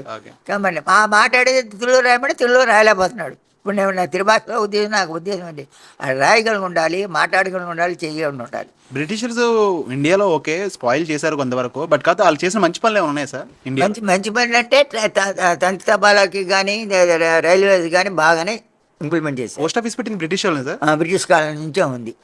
తర్వాత అంత ముందు కూడా ఉంది కానీ వీళ్ళు బాగా పెంచే పోస్టులు దిగి బాగా అభివృద్ధి చేశారు. రైల్వేస్ అయితే వాళ్ళే పెట్టారు. రైల్వేస్ మాత్రం చేశారు. వాళ్ళకి కావాల్సిన ఏరియాలో సిటీస్ బాగా ఇబ్బంది లేకుండా చేసుకున్నారు. ఓకే. ఏజెన్సీలు ఏం చూడలేదు. ఎంతసేపు వాళ్ళు నగరానికి కాంబినేషన్ గాను అటు కలకత్తా కానీ అటు ఢిల్లీకి కానీ ఇటు బెంగళూరు అటు మెడ్రాసు అంటే నేను అంటే ఆ ఏరియాలు సిటీస్లో బాగా చేసుకోవడానికి ఏలూరులో ఉన్న కలెక్టరేటు, ఓకే ఆ తర్వాత విజయ మన DO office, register office, okay. ఆ బ్రిటిష్ కాలం నాటియే వాళ్ళు కట్టియేనా సార్? వాళ్ళు కట్టిన కట్టడాలే. ఫస్ట్ నుంచే కలెక్టర్ ఆఫీసులు కానీ ఉన్నాయా? ఆ, బ్రిటిషర్స్ కాలం. మరి రెవెన్యూ వసూలు చేసుకోవాలి కదా. ఓకే ఓకే అక్కడ వాళ్ళు ఉన్న కన్స్ట్రక్షన్లోనే అప్పుడే ఉన్నాయి. అందుకని తర్వాత మాడిఫై చేసి కొద్దిగా మార్చారు. కానీ వాళ్ళకి మనకు ఉన్న లక్షణం ఏంటంటే అప్పుడున్న దాంట్లో వాళ్ళు కార్రాయి వాడేవాళ్ళు. ఏంటి సార్? కార్రాయి, కార్రాయి? పెద్ద కర్రాయి రాళ్ళనే ఓకే, ఓకే. పెట్టి దానికేమో గానుగు సున్నం చేసి కట్టేవాళ్ళు. ఓకే. సిమెంట్ కాదు, ఓకే గానుగు సున్నంతో కట్టి చేసినప్పుడు ఏమవుతుందంటే అది గట్టిగా ఇది పటిష్టంగా ఉంటుంది. గట్టేస్తుంది. ఇప్పుడు కూడా అలాగే ఉన్నాయి. ఓకే. దాంట్లోనే అంటే వాళ్ళ ఆఫీస్ అంతా కూడా అక్కడ కలెక్టరేట్లోనే ఉండేది. మ్మ్. ఇది తర్వాత అంటే ఊరికి చివరిగా అక్కడ పెట్టుకునేవాళ్ళు. ఇక్కడేమో జైలు ఏమో ఈ చివరి పెట్టుకునేవాళ్ళు. మ్మ్. అలా చేసుకుని ఇచ్చేసారు. గుర్రాల మీద తిరిగేవాళ్ళంట సార్? గుర్రాల మీదే తిరిగినవి అంతే. ఓకే గుర్రాలు ఏనుగు అంబారీ అనేది తక్కువ, కానీ ఎక్కువ గుర్రాలే వాళ్ళు. ఓకే. వాళ్ళ ఆధిపత్యమే ఎక్కువ ఉండేది. ఆధిపత్యం అంతే. ఓకే గుర్రాల మీద పోలీసు వాళ్ళైనా కవాత్ అదే. ఓకే ఇప్పటికీ మనం పేరెడ్లో ఇదివరకు వచ్చేవాళ్ళు నా చిన్నప్పుడు. ఓకే గుర్రం మీద ముందు వెళ్ళేవాడు. ఓకే. ఏది వందనం చేసాడు, పతాక వందనం చేసేటప్పుడు. నూజివీడి ప్రధాన మార్గం అంట కదా సార్ వాళ్ళది? రైలు మార్గం. నూజివీడు అంటే కానీ నూజివీడుని ఏలూరుకే మధ్యలో ఇంకేం ఉండేది కాదు. స్టేషన్ అది మధ్యలో కాబట్టి ఓకే ఎక్కువ. నూజివీడు ఏంటంటే ఈ కృష్ణా జిల్లాకి దీని అంతా కూడా దాంట్లో ఉండేది కాబట్టి మామిడి పంటల మీద నూజివీడు రసాలు ఎక్కువగా ఉండేవి. అందుకని అక్కడ మెయిన్గా ఏంటి అంటే ఈ పొలాలన్నీ ఇక్కడ ఉన్నాయి. అంటే హిందువుల మీద దాడులు బాగా జరిగాయి. దాడులు హిందూ మతం ఉన్నప్పుడు మాత్రం దాడులు బాగానే జరిగినాయి. ఓకే. ఇంకెవరిని వదిలేవాళ్ళు కాదు. ఎలా ప్రవేశించి బంగారం అంతా కూడా స్వాధీనం చేసుకోవడం, ఆ ఇంట్లో కానీ గుళ్ళో ఉన్నాయి మాత్రం అన్నీ ఖాళీ చేసేవాళ్ళు. ఖాళీ చేసేవారు. ఓకే మన పెద్ద ఇంట్లో ఎప్పుడో కానీ ఈ కర్ఫ్యూ పెట్టినప్పుడు మాత్రమే ఇళ్ళ మీద పడేవాళ్ళు. ఓకే. కానీ సార్ అంటే ఇంకా ఎవరో ఏం అడిగేవాళ్ళు కదా వాళ్ళని అప్పుడు? అడగడానికి మాట్లాడించేవాళ్ళు కాదు కదా, నిర్బంధమే కదా. ఓకే. అందుకనే స్వేచ్ఛ లేదు కాబట్టి స్వేచ్ఛ కావాలని గొడవ పెట్టేది. ఎదురు తిరిగితే గన్ షాటే. బాగా అంటే ఆడు ఏదో దాడి ఉంటే ఉంటాడు. ఆ ఉన్న కాల్చేవాడు కూడా మనోడే. ఓకే. మన వాళ్ళే హైర్ చేసుకున్నాం. మన ఆడవాళ్ళని తయారు చేసుకుంటాడు. బయట ఉన్న ఎక్కడిని తీసుకొస్తాడు. మన ఈ లోకల్ పీపుల్నే తీసుకుని వాళ్ళని తయారు చేస్తారు. వాళ్ళు అవగా ఉన్న వాళ్ళని దానికి మిలిటరీ సరిపోయిన వాళ్ళు వాళ్ళని తీసుకుని వాళ్ళని చేస్తారు. వాళ్ళు వృత్తిపరంగా కొంతమంది అటు ఇటుగా చూసి చూడనట్టు ఉండేవాళ్ళు. కొంతమంది వాళ్ళకి ఇది బాగా ఫేవర్గా ఉండాలి, పైకి ప్రమోషన్ అన్నోడు కాల్చి. ఏలూరు మొదటి ఎమ్మెల్యే గారపటి సత్యనారాయణ గారు ఉన్నారు సార్. ఆయన ఈ బ్రిటిషర్స్కి తెలియకుండా సీక్రెట్గా పత్రికలు నడిపేవాళ్ళంట నైట్ టైం అలా. అది ఏమన్నా తెలుసా సార్ మీకు? మా పెద్దలు చెప్పడం మాత్రం ఇదివరకు గారపటి సత్యనారాయణ గారు పత్రిక నడిచేది. ఆ నడిచిన బట్టే ఈ పిల్లల్లో ఉత్సాహం పెరిగి దాని మీద యాజిటేషన్ చేయడం జరిగేది. ఓకే. ఆ కుర్రోళ్ళు జెండాలు తీసుకుని పరిగెట్టడాలు అవి జరిగాయట. ఓకే. కానీ ఎక్కువగా ఏంటంటే కాల్పులు జరగలేదు, కానీ గొడవలు మాత్రం ఎప్పుడు ఉంటున్నాయి. అంటే మీరు చూసినప్పుడు కానీ మీ చిన్నతనంలో కానీ ఎప్పుడన్నా అదే సొంత ఊర్లో అనుకుంటూ సొంత ప్లేస్లో ఉంటూ వేరే వాళ్ళు చెప్పు చేతల్లో మనం ఉండడం ఏంటి అన్న మీ తాత వాళ్ళు కానీ మీ నాన్న వాళ్ళు కానీ మీరు ఏమైనా అలా వాళ్ళు అనుకునే వాళ్ళు మనం ఇంకోళ్ళ దగ్గర ఇచ్చేయడం ఏంటి, మన భూమి మీద సొంత భూమి మీద ట్యాక్స్ కట్టడం ఏంటి, వాళ్ళ కట్టడం ఏంటి, బ్రిటిషర్స్ కట్టడం ఏంటి, బ్రిటిషర్స్ కట్టడం ఏంటి అని ఎదురు తినే వాళ్ళు కూడా ఉన్నారన్నారు. ఓకే. మా వాళ్ళు ఇద్దరిని లాగితే వాళ్ళని కొరడాలతో కొట్టిన తర్వాత జైల్లో కొంతకాలం పెట్టి వచ్చిన వాళ్ళు ఉన్నారు. అప్పుడు మన ప్రధాన వృత్తి ఎలా ఉండేది సార్ ఏలూరు చుట్టుపక్కల ప్రజలది? ఎంతసేపు మన వ్యవసాయ భూమిగానే ఉండేది. ఓకే. ఇప్పుడు ఏలూరు కానీ ఏలూరు చుట్టూరు జంతువులూరు ఇవన్నీ కూడా ఈ ఏరియా అంతా భూములకే కానీ ఇది లేదు. ఓకే. ఎంతసేపు మనం పాడి పంటలు ఎందుకంటే పక్కన కాలం ఉండేది కాబట్టి వాటర్కి దిగువన అన్నీ కూడా ఆ వాటర్ను ఉపయోగించుకుని కాలువ సాగు చేసేవాళ్ళు. అంటే రాజమండ్రిలో మనకి రైల్వే స్టేషన్ రావడానికి బ్రిటిషర్సే కారణం. అది ఎలా అంటే చాలా పెద్ద వంపు ఒకటి ఉంటుందంట సార్. అది ఆ వంపు దాటిన తర్వాత ఎందుకంటే రవాణాకి ఇబ్బంది అవుతుందని చెప్పేసి రాజమండ్రిలో ఆ రైల్వే స్టేషన్ రావడానికి అప్పట్లో ఉన్న బ్రిటిషర్స్ మింటే మోర్లే ఎవరో ఆ చట్టం ప్రవేశపెట్టి, అంటే మీరు చూస్తే అది ఆ ట్రైన్ వచ్చే వ్యూ ఇలా వై జంక్షన్ ఉండేది, ఇలా చాలా క్రాస్గా తిరిగి వస్తుంది సార్. ఎంత క్రాస్ అంటే అది ఆల్మోస్ట్ చాలా దాన్ని మీ ఫిజిక్స్ లో అంటారు కదా సార్, క్లియర్ ఒక మూన్ షేప్ ఉంటది. ఎందుకంటే అలా వర్తకం అంటే వ్యాపారాన్ని ఎక్స్పెండ్ చేసుకోవడానికి రాజమండ్రిలో అక్కడ పెట్టి మళ్ళీ దాని నుంచి అలా వ్యాపారం అనేది వాళ్ళు కొనసాగించుకోవాలని చెప్పేసి మేము బుక్స్ ద్వారా అడుగు తెలుసు సార్. అంటే ఇప్పుడు మాకు స్వతంత్రం వచ్చి 75 ఏళ్ళ నుంచి 80 ఏళ్ళు అంటే 100 సంవత్సరాల దగ్గరలో ఉందని మాకు ఫీల్ ఉంది. అంటే మీరు అప్పుడు 10 ఇయర్స్ 15 ఇయర్స్ కదా సార్ మీకు వచ్చినప్పుడు, అంటే అప్పట్లో ఎలా ఉండేది సార్? అంటే మీకు అంటే రియల్గా స్వతంత్రం వచ్చినట్టు ఉండేదా లేదంటే ఇంకెవరి చేతలో అన్నట్టు ఉండేదా? మేము చిన్నప్పటి నుంచి మాత్రం మాకు ఈ స్వతంత్రం వచ్చిన తర్వాత పుట్టాం కాబట్టి అంత ఇది లేదు, వెల్లూరులో దాని ఎఫెక్ట్ పెద్ద ఎక్కువ లేదు. ఓకే, వెళ్ళేవాళ్ళం. అయితే ఏంటంటే మనకి ఆ బూట్ వేసుకుని టైల్ పెట్టుకునే స్టైల్ లేవు. మామూలుగా అమ్మానాన్ని ఇచ్చింది లాగు వేసుకుని గోవ పెట్టడమే. యూనిఫామ్కి ఏమో పెద్ద ఇంపార్టెన్స్ ఏమి ఇచ్చేవాళ్ళం కాదు. ఓకే, ఇప్పుడు ఉన్నది కానీ అప్పటికి ఎన్ని తేడా ఏంటంటే అదే మనకి స్వేచ్ఛ. ఈ రోజుని ఈ రోజు డ్రెస్ వేసుకోవాలి, ఈ డ్రెస్ వేసుకునే లేదు. ఇదివరకు ఎవరు ఇష్టమైన డ్రెస్ వాళ్ళు వేసుకొచ్చేవాళ్ళు, ఎవరికి ఉండేవాళ్ళు. అంటే according to text books and theory మనకి తెలిసిన ప్రకారం, టెక్స్ట్ బుక్స్ ప్రకారం, అండ్ 1947 వచ్చిన తర్వాత, స్వతంత్రం వచ్చిన తర్వాత కూడా మనకి ఆ స్వతంత్రం చాలా వరకు వాళ్ళు ఇవ్వలేదంట కదా సార్. చాలా రోజుల వరకు కూడా క్లియర్ స్వతంత్రం లేదంట కదా సార్. స్వతంత్రం మనకి ఇచ్చినట్టుగా రాజ్యాంగం అన్ని తయారు చేసుకుని గారికే ఆలస్యం అయింది. అంటే వాళ్ళు ఇవ్వడం ఏంటంటే మీకు ఇచ్చేసామని వారాలుగా చెప్పేసి వదిలేశారు అర్ధరాత్రి కాబట్టి. ఓకే, ఇచ్చేసిన తర్వాత అవన్నీ సెటిల్మెంట్ చేసుకుని అన్నీ చేసుకుని మనం ఒక రావాల్సిన చూసుకొని అన్ని సెటిల్ చేసుకొని 48 గాంధీ గారు పోయే టైంలో కూడా ఇంకా సెటిల్ అవుతూనే ఉన్నాయి. Okay sir. గాంధీ గారు ఇప్పుడు 48లో ఓకే, స్వతంత్రం వచ్చిన తర్వాత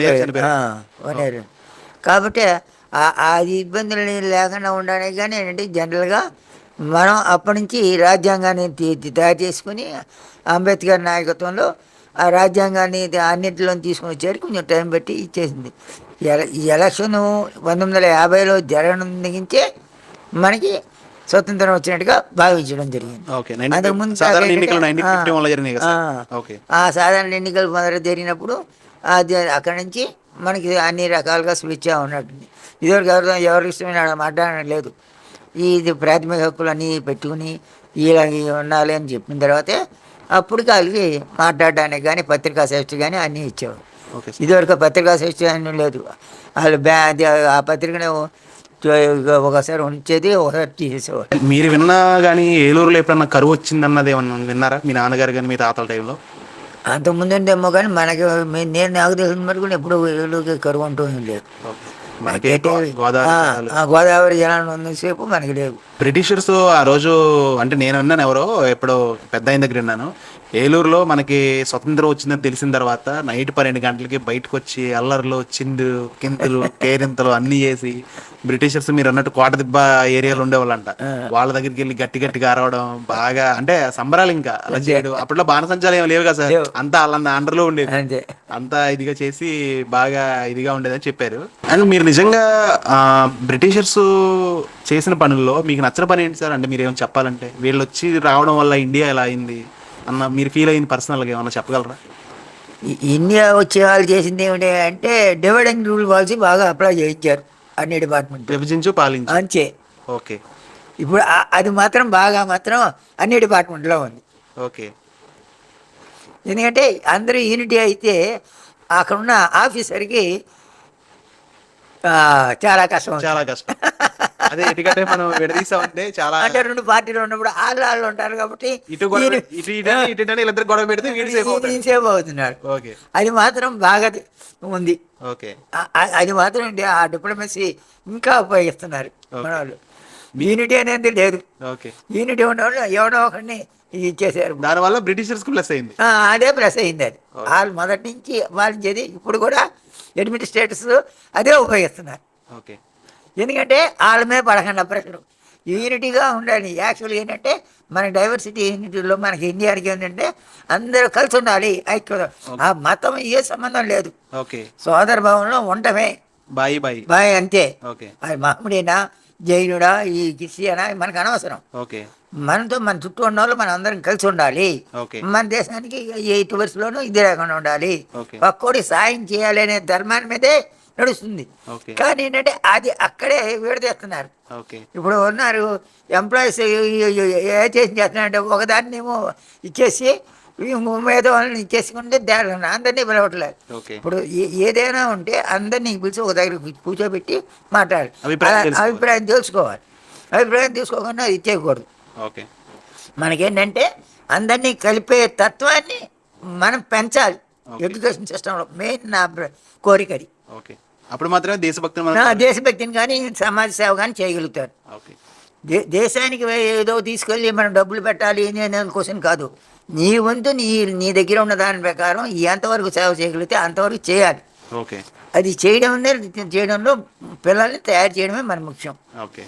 అయితే ఏంటంటే ఆడు బయటికి వెళ్ళాక మన విద్యం నేర్పి బయటికి వెళ్ళాక ఆడు కనీసం జీవనోపాధిని సంపాదించుకోలేలాగా తయారు చేయగలిగితేనే మన విద్యా విధానానికి లాభం ఉంటుంది. ఓకే. ఇప్పుడున్న మరి లక్ష్యం ఏంటంటే మన పెద్ద పెద్ద స్కూల్స్ని మన ₹1,00,00,000 పెట్టి గవర్నమెంట్ స్కూల్స్ని డెవలప్ చేస్తున్నారు, కానీ పిల్లలు దాంట్లో రావటం లేదంటున్నారు. కారణం ఏమిటి అంటే మనం ఆ ప్రైవేట్ స్కూల్స్ని తగ్గించేసుకుని చేయాలి. దానికి అంటే గవర్నమెంట్ పథకంలో చదివే ఉద్యోగస్తులు వాళ్ళ పిల్లల్ని గవర్నమెంట్ స్కూల్లోనే చదవాలి, వాళ్ళ పిల్లల్ని అక్కడే చదివించాలి. ఎప్పుడైతే ఇదివరకు నేను చదువుకున్న స్కూల్లో సెయింట్ జేవియర్ స్కూల్లో ఏలూరులో కలెక్టర్ గారు అబ్బాయి దాంట్లో చదివేవాడు, అది వాళ్ళ దగ్గర ఉన్న అటెండర్ పిల్లవాడు అక్కడే చదివేవాడు, ఎంఆర్ఓ కొడుకు అక్కడ అందరూ అక్కడ ఉండేవాళ్ళు చదివేవాళ్ళు. కాబట్టి ఏంటంటే కలెక్టర్ గారు అబ్బాయి ఉన్నారు కాబట్టి ఏ టైంలోనే కలెక్టర్ గారు యాజ్ ఏ పేరెంట్ గారు వచ్చి అడగచ్చు, ఓకే. వస్తారు. కాబట్టి దానికి ఏమనంటే అబ్బాయి మ్యాథ్స్ ఉంటుంది, చుట్టుపక్కల ఉంటుంది. అరే మ్యాథ్స్ కలెక్టర్ గారు అబ్బాయి చదువుతున్నాడు, మన అబ్బాయి ఎక్కడ నుంచి చదవకూడదని మామూలు జనరల్ వాడు కూడా వెళ్తాడు. ఓకే. ఇప్పుడు అది చేసినట్టు పథకం ఏ పథకమైనా గవర్నమెంట్ పెట్టేటప్పుడు ప్రజలకు పనికి రావాలి అంటే మనం పెట్టుబడి పెట్టిన దాన్ని సేవ్ అవ్వాలి. ఓకే. ఇప్పుడు వాళ్ళు పథకం పెట్టారు, ప్రైవేట్ స్కూల్స్ కూడా ఇస్తానంటే పిల్లలు అటు ఇక్కడ వెళ్ళిపోతున్నారు. నువ్వు గవర్నమెంట్ స్కూల్లో చదివినప్పుడు గవర్నమెంట్ పథకాలను పెట్టినప్పుడు మనం పెట్టిన పెట్టుబడికి ఫలితాన్ని సంపాదించగలుగుతాం. ఓకే. అయితే ఇక్కడ విద్యారంగంలో వచ్చే లాభం ఏంటంటే దాని మీద కాన్సన్ట్రేషన్ చేయాలి ఆ అధికారులు. ఇదివరకు మేము ఉన్నప్పుడు ఆర్టీఓ గారు సంవత్సరానికి ఏదో ఒక స్కూల్కి విజిట్ చేసేవాడు. ఓకే. ఆర్టీఓ గారు కలెక్టర్ గారు వచ్చేవాళ్ళు కాదు. ఇదివరకు ఆర్టీఓలు వాళ్ళే ఇచ్చేవారు. రెవెన్యూ డివిజన్లో ఉండి ఆ డివిజన్లో ఒక్కొక్క స్కూల్కి ఒక్కోసారి వెళ్ళి ఒక మండలంలో వెళ్ళి విజిట్ చేస్తున్నారు. ఆయన వస్తున్నాడు అంటే వీళ్ళ మీద వాళ్ళు కూడా రెడీ అవుతారు. ఓకే. అవసరమైతే ఇప్పుడు మన కలెక్టర్ గారు వెళ్ళారు, ఒక క్లాసులో వెళ్ళి పాఠం చెప్పారు. నిజంగా వెట్టిసెల్వి అసలు నిజంగా నాకు చెప్తున్నాడు అంటే ఆ ఆఫీసర్ వచ్చి క్లాసులో పాఠం చెప్పినప్పుడు ఈ ఎంప్లాయీ చెప్పే టీచర్కి ఆవిడ చెప్పినప్పుడు మనం చెప్పలేదా రేపు మనం ఏమనుకుంటారా అని ఉండాలి.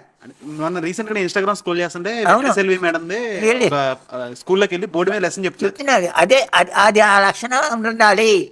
ఎప్పుడైతే ఆఫీసర్స్ అందరూ ఉండి మనం గవర్నమెంట్ స్కూల్స్ బాగుపడాలి అంటే మెయిన్ అదే. చుట్టుపక్కల ఉన్న అందరూ కూడా ఫస్ట్ ఎలక్ట్ అవుతారు.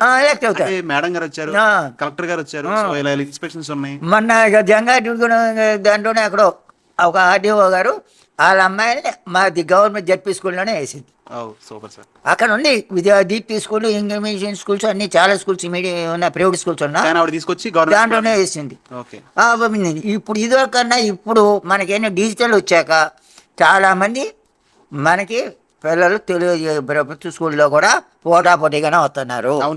ఇదివరకు కదా వాళ్ళు ఎక్కడో అతిశయంలో ఉండలేదు. ఇవన్నీ ఇంటర్మీడియట్లో కొంచెం అటు ఇటుగా ఉంది, కానీ ఈ 10th క్లాస్ వరకు మాత్రం ఖచ్చితంగా పోటాపోటీగా చదువుతున్నారు ఉన్నారు.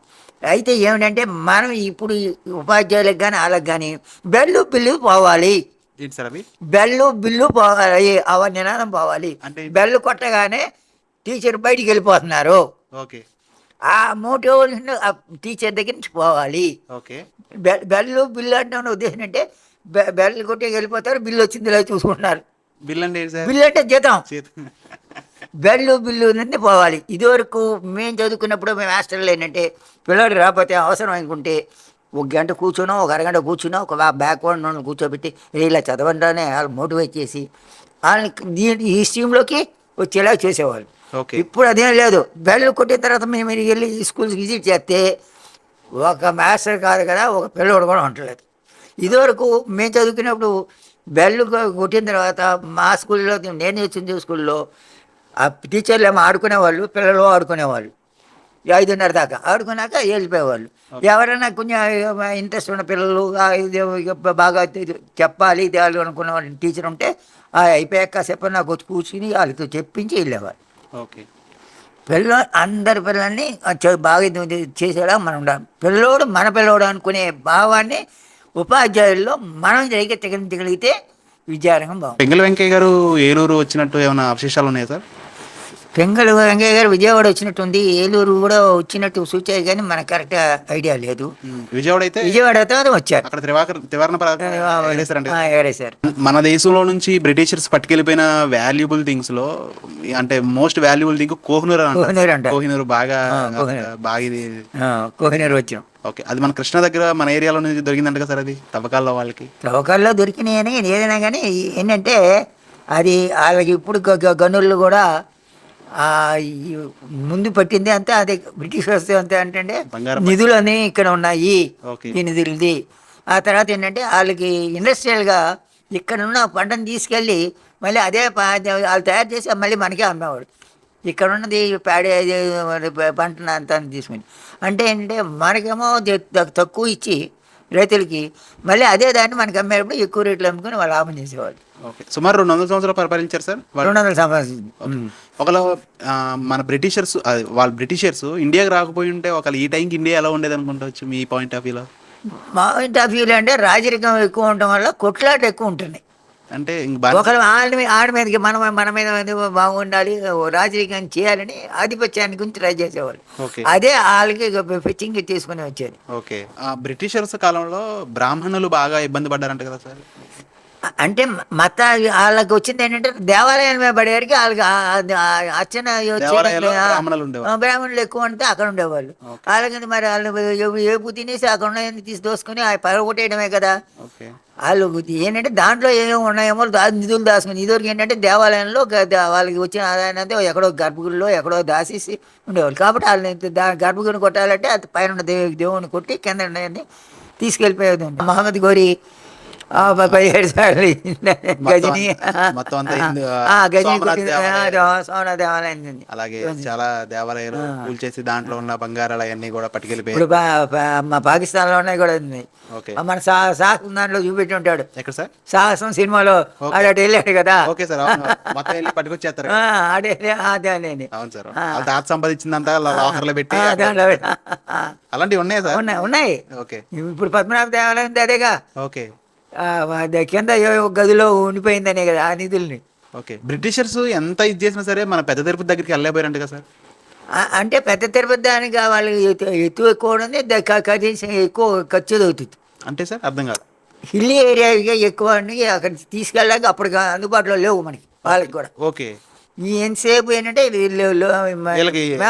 రవాణాకి వీలుగా ఉండే దగ్గరికి అక్కడ తీసుకునేవాళ్ళు. పెద్ద తిరుపతి మీద పెద్ద ఎక్కువ వెళ్ళలేదు. మిగతా ఎన్ని గ్రౌండ్ లెవెల్లో ఉండడం వల్ల మైదాన ప్రాంతంలో ధ్వంసం చేసి దాంట్లో ఉన్న ఆభరణాలు అన్ని కూడా పైన కొండల మీద ఉన్న వాటి మీదకి వెళ్ళలేదు, ఎందుకంటే ఎక్కువ ఖర్చు అవుతుంది వాళ్ళకి. అప్పుడు ఉన్న రోజులు రవాణా సులభంగా ఉన్నాయి. నేలమట్టం చేయవలసిన చేశారు. మన వాళ్ళకి ఈ రోజుల్లో రోజులన్నీ బాగానే ఉంటాయి సార్. స్వతంత్రం వచ్చేస్తుంది, రేపు ఇండిపెండెన్స్ డే అనేప్పటికి సోషల్ మీడియాలో స్టేటస్లు అది ఇది ఎక్కడ లేదంతా అంటే పార్ట్ ఆఫ్ లైఫ్ అది. అంటే ఈ జనరేషన్ అలవాటు అయిపోయింది. స్వతంత్రం దినోత్సవం కానీ దేశభక్తి కానీ నిజంగా ఒక స్టూడెంట్ కి తెలియాలంటే ఇప్పుడు మీరు నాకు చెప్పారు సార్, చాలా హ్యాపీ అనిపించింది. ఏంటంటే మన పరిసరాలు శుభ్రం చేసుకోవడం కూడా, మనం హ్యాపీగా ఉండడం కూడా, అది కూడా దేశ సేవే. అంతే. ఎవరి మీద డిపెండ్ అవ్వకుండా, ఎవరిని ఏది చేయకుండా. ఇంట్లో ఎవరికి రోగం రాకపోతే దేశాన్ని సేవ చేసినట్టే. ఓకే. ఏ రకంగా సేవ చేసినట్టు అని మీరు అనుమానం అడగచ్చు. ఎందుకంటే నీకు డబ్బులు రోగం రాలేదనుకో, ఆడు గవర్నమెంట్ హాస్పిటల్కి వెళ్ళి ఖర్చు చేసిన పని లేదు. ఆ ఖర్చు అంతా ఎవరు పడుతుంది? గవర్నమెంట్ పడుతుంది. ఓకే. గవర్నమెంట్ అంటే ఎవరు? మరి దేశానికి సంబంధించింది కాబట్టి దేశానికి నువ్వు ఇండైరెక్ట్గా సేవ చేసినట్టే. అందుకనే పరిసరాలు శుభ్రంగా ఉన్నంతసేపు ఏ రోగాలు దగ్గర రావు.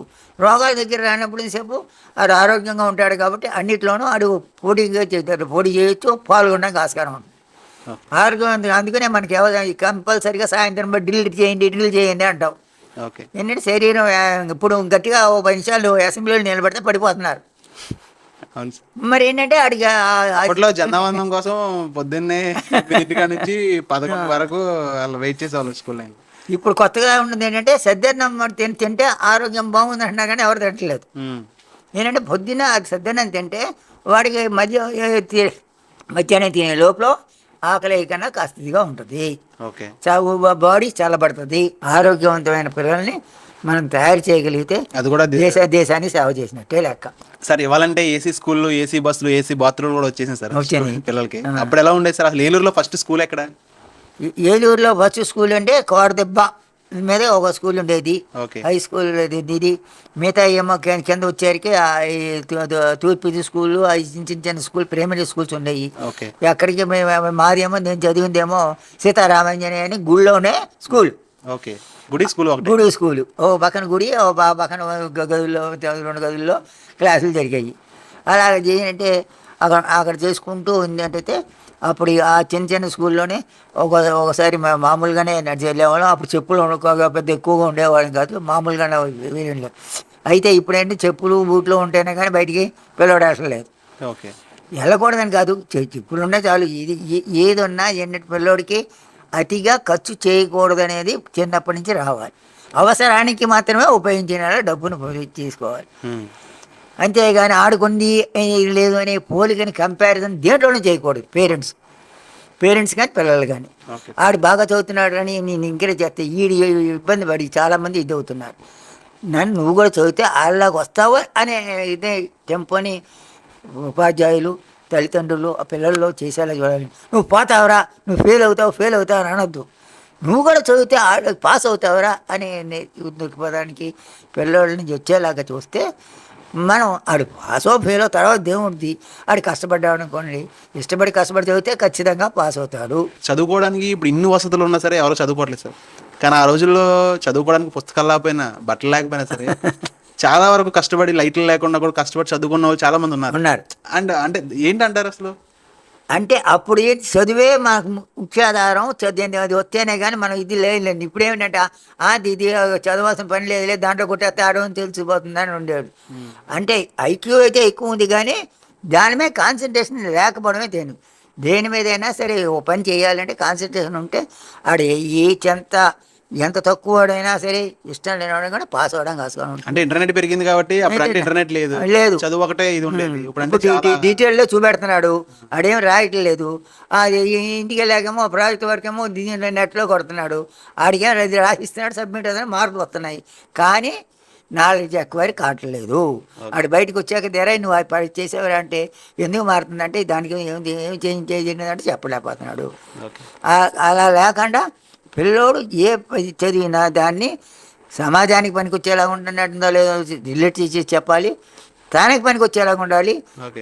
దాన్ని ఎప్పుడైనా హైయర్ ఎడ్యుకేషన్లో పనికి వచ్చేలాగా ఉండాలి, అంతేగాని ఆ రోజుకే పనికి వచ్చేలాగా ఉండకూడదు. బ్రిటిషర్స్ వచ్చిన తర్వాత ఇండియాలో విద్యా వ్యవహారం మారిందా సార్? విద్యా వ్యవస్థ మారింది, కానీ వాళ్ళతో తయారు చేసింది అప్పుడు ఉన్న విద్యా విధానం ఏంటంటే ఆ ఇంగ్లీషులో చెప్పించి ఆ ఎంప్లాయీస్ వాళ్ళకి కావాల్సిన ఎంప్లాయీస్ తయారు చేసేయడానికే ఉపయోగించారు. వాళ్ళకి మాత్రం అనుకూలంగా ప్రవేశపెట్టారు. కొన్ని దేశాల్లో గవర్నమెంట్ది ఇచ్చే పథకం వర్తించాలంటే వాళ్ళన్నీ కూడా గవర్నమెంట్ స్కూల్స్లోనే పిల్లలు చదవాలి కంపల్సరీ అని ఉంది.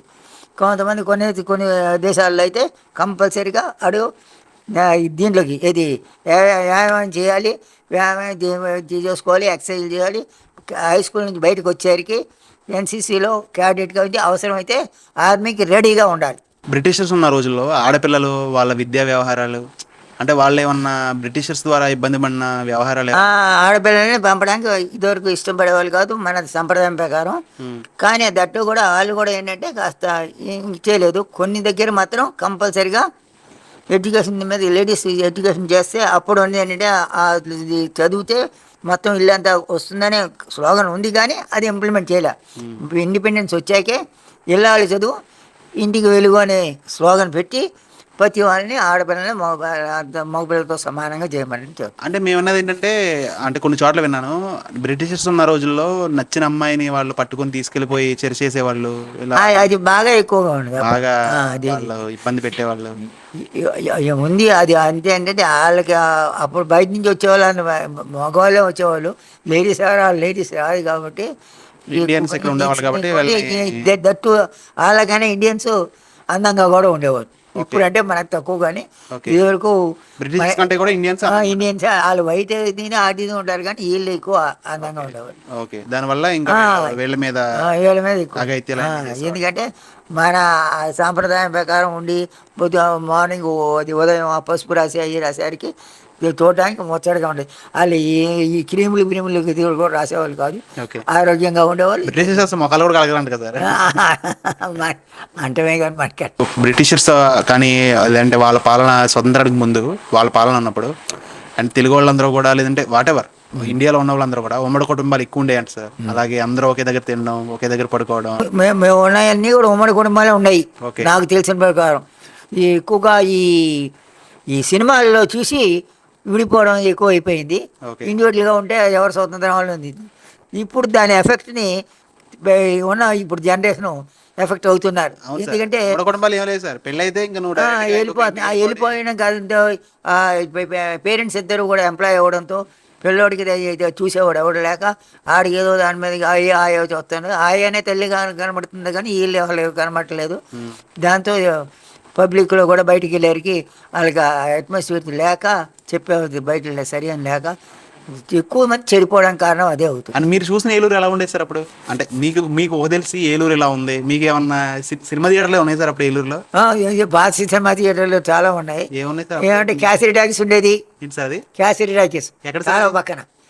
ఇప్పుడు మన ఇది ఉంది, ఇది హోండా నేరల్ హోండా ఇక్కడ అది హోండా కాదు, ఇది పెద్దది రాయల్ ఎన్ఫీల్డ్ దగ్గర పక్కన ఉండే జూట్ మిల్ పక్కన క్యాసిరీ టాకీస్ ఉండేది. చాలా పద్ధతి. ఓకే, క్యాసిరీ టాకీస్. Okay sir. తర్వాత ఏమో అటు వచ్చేసరికి వెంకటరామ థియేటర్ ఎక్కడ సార్? పవర్ బస్ స్టేషన్ దగ్గర. Power bus station. ఓకే. ఇటు పక్కన చూస్తేనేమో మనకి గోపాలకృష్ణ థియేటర్. ఎక్కడ సార్ అది? ఇది ఇప్పుడు కల్పన ఉండే దగ్గర. కల్పన సార్? ఇప్పుడు కల్పన లేదు సార్. ఇప్పుడు అది చెప్పిన కల్పనా స్థానంలో ఇప్పుడు 2 థియేటర్లు ఉన్నాయి. బాలాజీని, సాయి బాలాజీ. అక్కడ 2 థియేటర్లు ఉండేవి. సత్యనారాయణ తర్వాత వచ్చినాయి. సత్యనారాయణ అయ్యింది. పాండురంగ హాల్ ఉండేది అక్కడ. ఓకే. పాండురంగ థియేటర్ ఉండేది కాబట్టి అక్కడ బజార్లో అయ్యి. ఇంకేదైనా చూడాలంటే అప్పుడు సినిమా. తర్వాత నాకు హై స్కూల్లోకి వచ్చిన తర్వాత తెలిసింది విశ్వశాంతి బయట అవుట్ టౌన్ లో కట్టారు. ఎక్కడ సార్ అది? విశ్వశాంతి ఎక్కడ సార్ అది? అదే మన దీని పక్కన ఇది వెంకటేశ్వర గుడి ఉంది సారా, పార్క్ దగ్గర, ఆర్ఆర్పేట. అక్కడ మూల మీద అది ఉండింది. ఇప్పుడు గురజాడ ఆడిటర్ గారి ఎదురుగా ఇప్పుడు అది ఎంత సైకిల్ స్టాండ్ లో పార్కింగ్. ఈ సందులో వ్యాధరాజు కట్టారు. తర్వాత ఏది మన పవర్ రైతు బజారు తిన్నాక మూల ఒకటి ఉండేది, వ్యాధరాజు కట్టారు. కొత్తగా వచ్చింది అప్పుడు ఈ సత్యనారాయణ థియేటర్ అవి కట్టారు. అప్పుడు అంబికా థియేటర్ తర్వాత కట్టారు. దాని తర్వాత అంబికా మినీ అవన్నీ 2 మినీ వచ్చినాయి, తర్వాత వచ్చినాయి.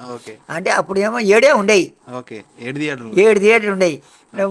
3 ఏమో ఇటు, 2 4 ఏమో వన్ టౌన్ లో ఉండేవి. కాలువతల 4 అడిగింది. హాస్పిటల్ సార్ ఏలూరులో? హాస్పిటల్ అప్పుడు ఈయన ఎవరు పరాత్పరరావుని ఎంఐ జగన్మోహన్ రావు గారు, డాక్టర్ సంజీవ్ అని హాస్పిటల్ ఉండే సార్ అప్పుడు ఏలూరులో. అవునా, హాస్పిటల్ సొంత ఆశ్రమ హాస్పిటల్. ఆశ్రమ హాస్పిటల్ లేదు, తర్వాత వచ్చింది. అది ఈ మధ్యలో వచ్చింది. ఆశ్రమ హాస్పిటల్ వచ్చి 2002 నుంచి అప్పుడు. 2000 తర్వాతే, 90s లో కాదు. 90s లో కాదు. ఓకే. ఆశ్రమం అయింది. అంటే ఇది 24, 25 ఇప్పుడు అది చేసుకుంటే రేపు ఇప్పుడు చేసే టైం అది. ఒక్క మన సిఆర్డి కాలేజ్ ఇదే ఉండేది. ఓకే, మొత్తం అంతా కూడా ఈ చివరికి వచ్చేవాళ్ళు పాపం కాలేజీ చదువుకోవడానికి అందరూ. ఇంకా సిఆర్డి కాలేజ్ అంతే, ఒకటే కాలేజీ. ఇక కోటదెబ్బ వరకు హై స్కూల్ వరకే, ఇంటర్మీడియట్ కూడా లేదు. ఎంతసేపు ఇక్కడ సిఆర్డి కాలేజీకి వచ్చేవాళ్ళు. ఆ సిఆర్డి కాలేజీలో పియూసీ ఉండేది. ఆ తర్వాత ఏమో డిగ్రీ ఉండేది. బ్రిటిషర్స్ కట్టిన స్కూల్స్ ఏమైనా ఉన్నాయా ఏలూరులో? బ్రిటిషర్స్ కట్టిన స్కూల్ మీకు తెలుసు ఏమి లేవు. ఓకే, ఏమి లేవు. బ్రిటిషర్స్ మనకి స్కూల్స్ లేవు ఇక్కడ ఏలూరు కాన్వెంట్ లేవు. ఈ కాన్వెంట్లు అన్ని కూడా తర్వాత కట్టినాయి. ఈ చర్చిలు ఇంకా ఈ కలెక్టరేట్లు, చర్చిలు వాళ్ళే వీళ్ళు కొత్తగా వచ్చిన తర్వాత కట్టుకున్నారు. ముందు ఎవరు లేవు. వాళ్ళేం చర్చికి ప్రాధాన్యం ఇవ్వాల. ఓకే. ఇండియాలో ఫస్ట్ వచ్చింది బ్రిటిషర్స్ కేరళ కదా సార్? కేరళది. డచ్ వారు, డచ్ అని పోర్చుగీస్ వాళ్ళు కాలికట్ నుంచి వచ్చింది అది. కాలికట్ దగ్గర వచ్చిన తర్వాత సుగంధ ద్రవ్యాలు అన్ని తీసుకొని ఆ తర్వాత ఇటు నుంచి అందుకనే కేరళకే ఎక్కువ అక్కడ క్రిస్టియానిటీ పెరిగింది. ఓకే. అక్కడి నుంచి అది అయితే ఏంటంటే వాళ్ళు చేసిన పని అంటే మెడికల్కి ఎక్కువ ఇంపార్టెన్స్ ఇచ్చారు. ఎడ్యుకేషన్కి మెడికల్కి. ఎవరు సార్? బ్రిటిషర్స్. ఓకే. వాళ్ళకి ఇప్పుడు కూడా మెయిన్ చూస్తే ఎక్కువగా నర్సింగ్ ట్రైనింగ్ ఇచ్చేవారు. అవును సార్. ఎందుకు అంటే వాళ్ళ సోల్జర్స్కి దెబ్బ తగిలితే మళ్ళీ కావాల్సింది కాబట్టి. ఓహో, ఓకే, అది ప్లాన్ అయితే. అది ప్లాన్. ఓకే. ఈ ఎడ్యుకేషన్ ఎందుకు ఇచ్చేవారంటే వాళ్ళకి ఏమైపోయి ఎంప్లాయీస్ కావాలి కాబట్టి. ఓకే. వాళ్ళు అక్కడ మెయిన్ ఉద్దేశం అంటే ఆ రెండింటి మీద ఎప్పుడైనా ఏ దేశమైనా బాగుపడాలంటే ముందు మనకు కావాల్సింది ఏంటి, ఎడ్యుకేషన్ చేయాలి, వైద్యం చూడాలి, విద్య వైద్యం, రోడ్డు సర్వీస్, ట్రాన్స్పోర్టేషన్ బాగుంటే ఆ దేశం ఆల్మోస్ట్ బాగుండాలి. సార్ గాంధీ గారు అంటారు సార్ ఒక మాట ఏంటంటే, ఆడపిల్ల అర్ధరాత్రి 12 గంటలకి నడవగలిగితే స్వతంత్రం వచ్చినట్టు అంటారు. దాని వివరణ ఏంటి సార్? ఏమి లేదు అంటే అర్ధరాత్రి కూడా ఆడపిల్లల్ని ఎవరు చేయలేకుండా ఎత్తుకుపోకుండా చేయగలిగిందంటే దేశంలో ఇబ్బంది ఏ రకంగా లేదు, అశాంతి లేదు అని చెప్పడానికి. అంటే శాంతి మనకి స్మృతి స్వంతం ఉన్నట్లు లెక్క. మీ పాయింట్ ఆఫ్ వ్యూ నిజంగా వచ్చిందంటారా? అయితే అది ఇప్పుడు మనకి చూస్తున్నాం, పగలే ఎత్తుకుపోతున్నారు. ఇంక రాత్రి దాకా ఎక్కడ చూస్తున్నాం. కానీ మొన్న నేను చూసాను, హైదరాబాద్లో మేము చుట్టాల ఇంటికి వెళ్తే అర్ధరాత్రి ఇద్దరు 12 గంటలకి సిటీ బస్సులో బయలుదేరి వెళ్ళారు. ఓకే. ఎక్కడికి సార్? ఒక మన ఎక్కడి నుంచి తార్నాక అవుతరా ప్లేస్, తార్నా అబ్సీ కూడా ఏదో ఉంది. అక్కడి నుంచి వాళ్ళు ఎక్కడి చివర గోల్కొండ దగ్గర ఉన్న దగ్గరికి వెళ్ళారు నైట్. ఓకే. వెళ్ళకూడదని కాదు, అంటే ఆ స్వేచ్ఛ ఉంది. కానీ దాన్ని ఏంటంటే పక్కన ప్రపంచంలో సమాజంలో కాస్త దానికి రిలాక్స్ చేసింది. ఫ్రీ ఉందని అలా వెళ్ళిపోయినా చెప్పలేము. ఆల్మోస్ట్ ఏంటంటే పిల్లలు అక్కడ సోదర భావంగా ఉంటేనే తప్పితే అది డెవలప్ చేయగలిగితే అర్ధరాత్రి కాదు ఏ అయినా ఆడాలైనా మొగాలైనా వెళ్ళగలుగుతారు. ఆ సోదర భావన లేనప్పుడు మాత్రం ఖచ్చితంగా అది తేడా వచ్చేస్తుంది. సార్ రెస్పాన్సిబిలిటీ లేకపోవడం కూడా దేశాన్ని మనం కించపరిచినట్టే. అంతే. అంటే ఎవరి పని ఆడి చదివిన టైం చేయాలి, షెడ్యూల్ చేయాలి. వాటర్ బాటిల్ తీసుకున్నాం కార్లో బయటపడేసి మరి అదే రెస్పాన్సిబిలిటీ. వాళ్ళు ఏదైనా సరే రవాణా కానీ ఏదైనా సరే ప్రతి వాహనాల్లోనూ ఒక డస్ట్బిన్ ఉండాలి. మీ పాయింట్లో షార్ట్ కట్లో అసలు దేశభక్తి అంటే ఏంటి సార్? అక్కడ ప్రతి చిన్న సాధారణ పిల్లడు కూడా అర్థమయ్యేలా చెప్పాలంటే దేశభక్తి అంటే ఏం లేదు, మనకు ఉన్నదాన్ని మన స్వతంత్రాన్ని పక్కోడికి ఇబ్బంది చేయకుండా ప్రేమతో కలుపుకుంటూ దేశాన్ని అభివృద్ధి చేయగలగడమే దేశభక్తి. సార్ నిజంగా ఎంతో మంది రక్తం చిందించి సాధించిన స్వతంత్రం ఈ రోజుల్లో సోషల్ మీడియాలో కానీ లేదంటే వేరే గొడవల ద్వారా దాని అర్థమే మారిపోతుంది సార్. అంటే ఎలా అంటే కొంతమంది అసభ్యకరంగా వాటిని వాడడం, లేదంటే వేరేగా మాట్లాడడం, అండ్ వాళ్ళకి ఇష్టం వచ్చినట్టు చేసుకోవడం వల్ల, అండ్ బీయింగ్ ఆ టైంలో మీరు ఉన్నారు కాబట్టి, అండ్ మీకు ఎలా అనిపిస్తారు వాటి మీద స్పందన? అంటే కించపరిచినట్టు ఎప్పుడు కూడా పక్కవాడిని కించపరచడం అలవాటు ఉంటే నీ మెంటాలిటీ ప్రకారం అవతల కూడా నేను పెంచేస్తాడు. ఆల్మోస్ట్ ఎవరి మతాన్ని కానీ ఎవరిని కానీ ఇది చేయకుండా అట్లా చేయకుండా చెయ్యి. నువ్వు మాత్రం మెయిన్గా ఏంటంటే పక్కవాడిని ప్రేమించడం నేర్చుకో, నీ ఆడు కూడా నిన్తో ప్రేమించేలా చేయాలి. అదే మెయిన్. అది ఏ మతం అయినా ఎవరని చెప్పేది అది. యాక్చువల్గా మనకు స్వతంత్రం ఉండగానే ఫస్ట్ గుర్తొచ్చే వ్యక్తి గాంధీ గారు. ఆయన ఏంటంటే శాంతికి స్వరూపం చిహ్నం అంటారు. ఆయనది ఏంటంటే తన్నుకుండడం కాకుండా మాటలతోనే, చర్చలతోనూ, ఆటలతోనే రావాలి, ఉద్యోగం చేయాలి. కానీ అవతలవాడికి దాని యొక్క అది ఇంపార్టెన్స్ తెలిసేలా ఉండాలి. కానీ తుట్లో ఇంపార్టెన్స్ లేదు కాబట్టి అందుకనే ఆ చివరికి ఏమంటే అక్కడ వచ్చేసరికి హితవాదులు మితవాదులు గుండుగా అయ్యి ఇప్పుడు సుభాష్ చంద్రబోస్ సపరేట్గా పెట్టడానికి కూడా కారణం అదే అయ్యింది. ఈయన మిగతా మాట్లాడడం తక్కువ సుభాష్ చంద్రకి గాంధీ గారికి ఏంటంటే మనం ఇది చేస్తేనే కానీ యుద్ధం చేస్తేనే కానీ మనకి ఎవరు అని సుభాష్ చంద్రబోస్ అని. దీనిదైనా కాదు, చర్చల ద్వారా అవుతుంది, టైం పడుతుంది అని. చర్చలు కొన్నిసార్లు చర్చల్లో జరగదు, ఎన్నిసార్లు తిన్నా అంటారు కానీ పని జరగదు. కాబట్టి మనకి ఫైటింగ్ ఉండాలి అని చేసి చేసుకున్నాడు. అందుకనే రెండవ ప్రపంచ యుద్ధంలో వాళ్ళకి సాయం చేసుకుని బ్రిటిష్ వాళ్ళకి సాయం చేసి చేసుకున్నాడు.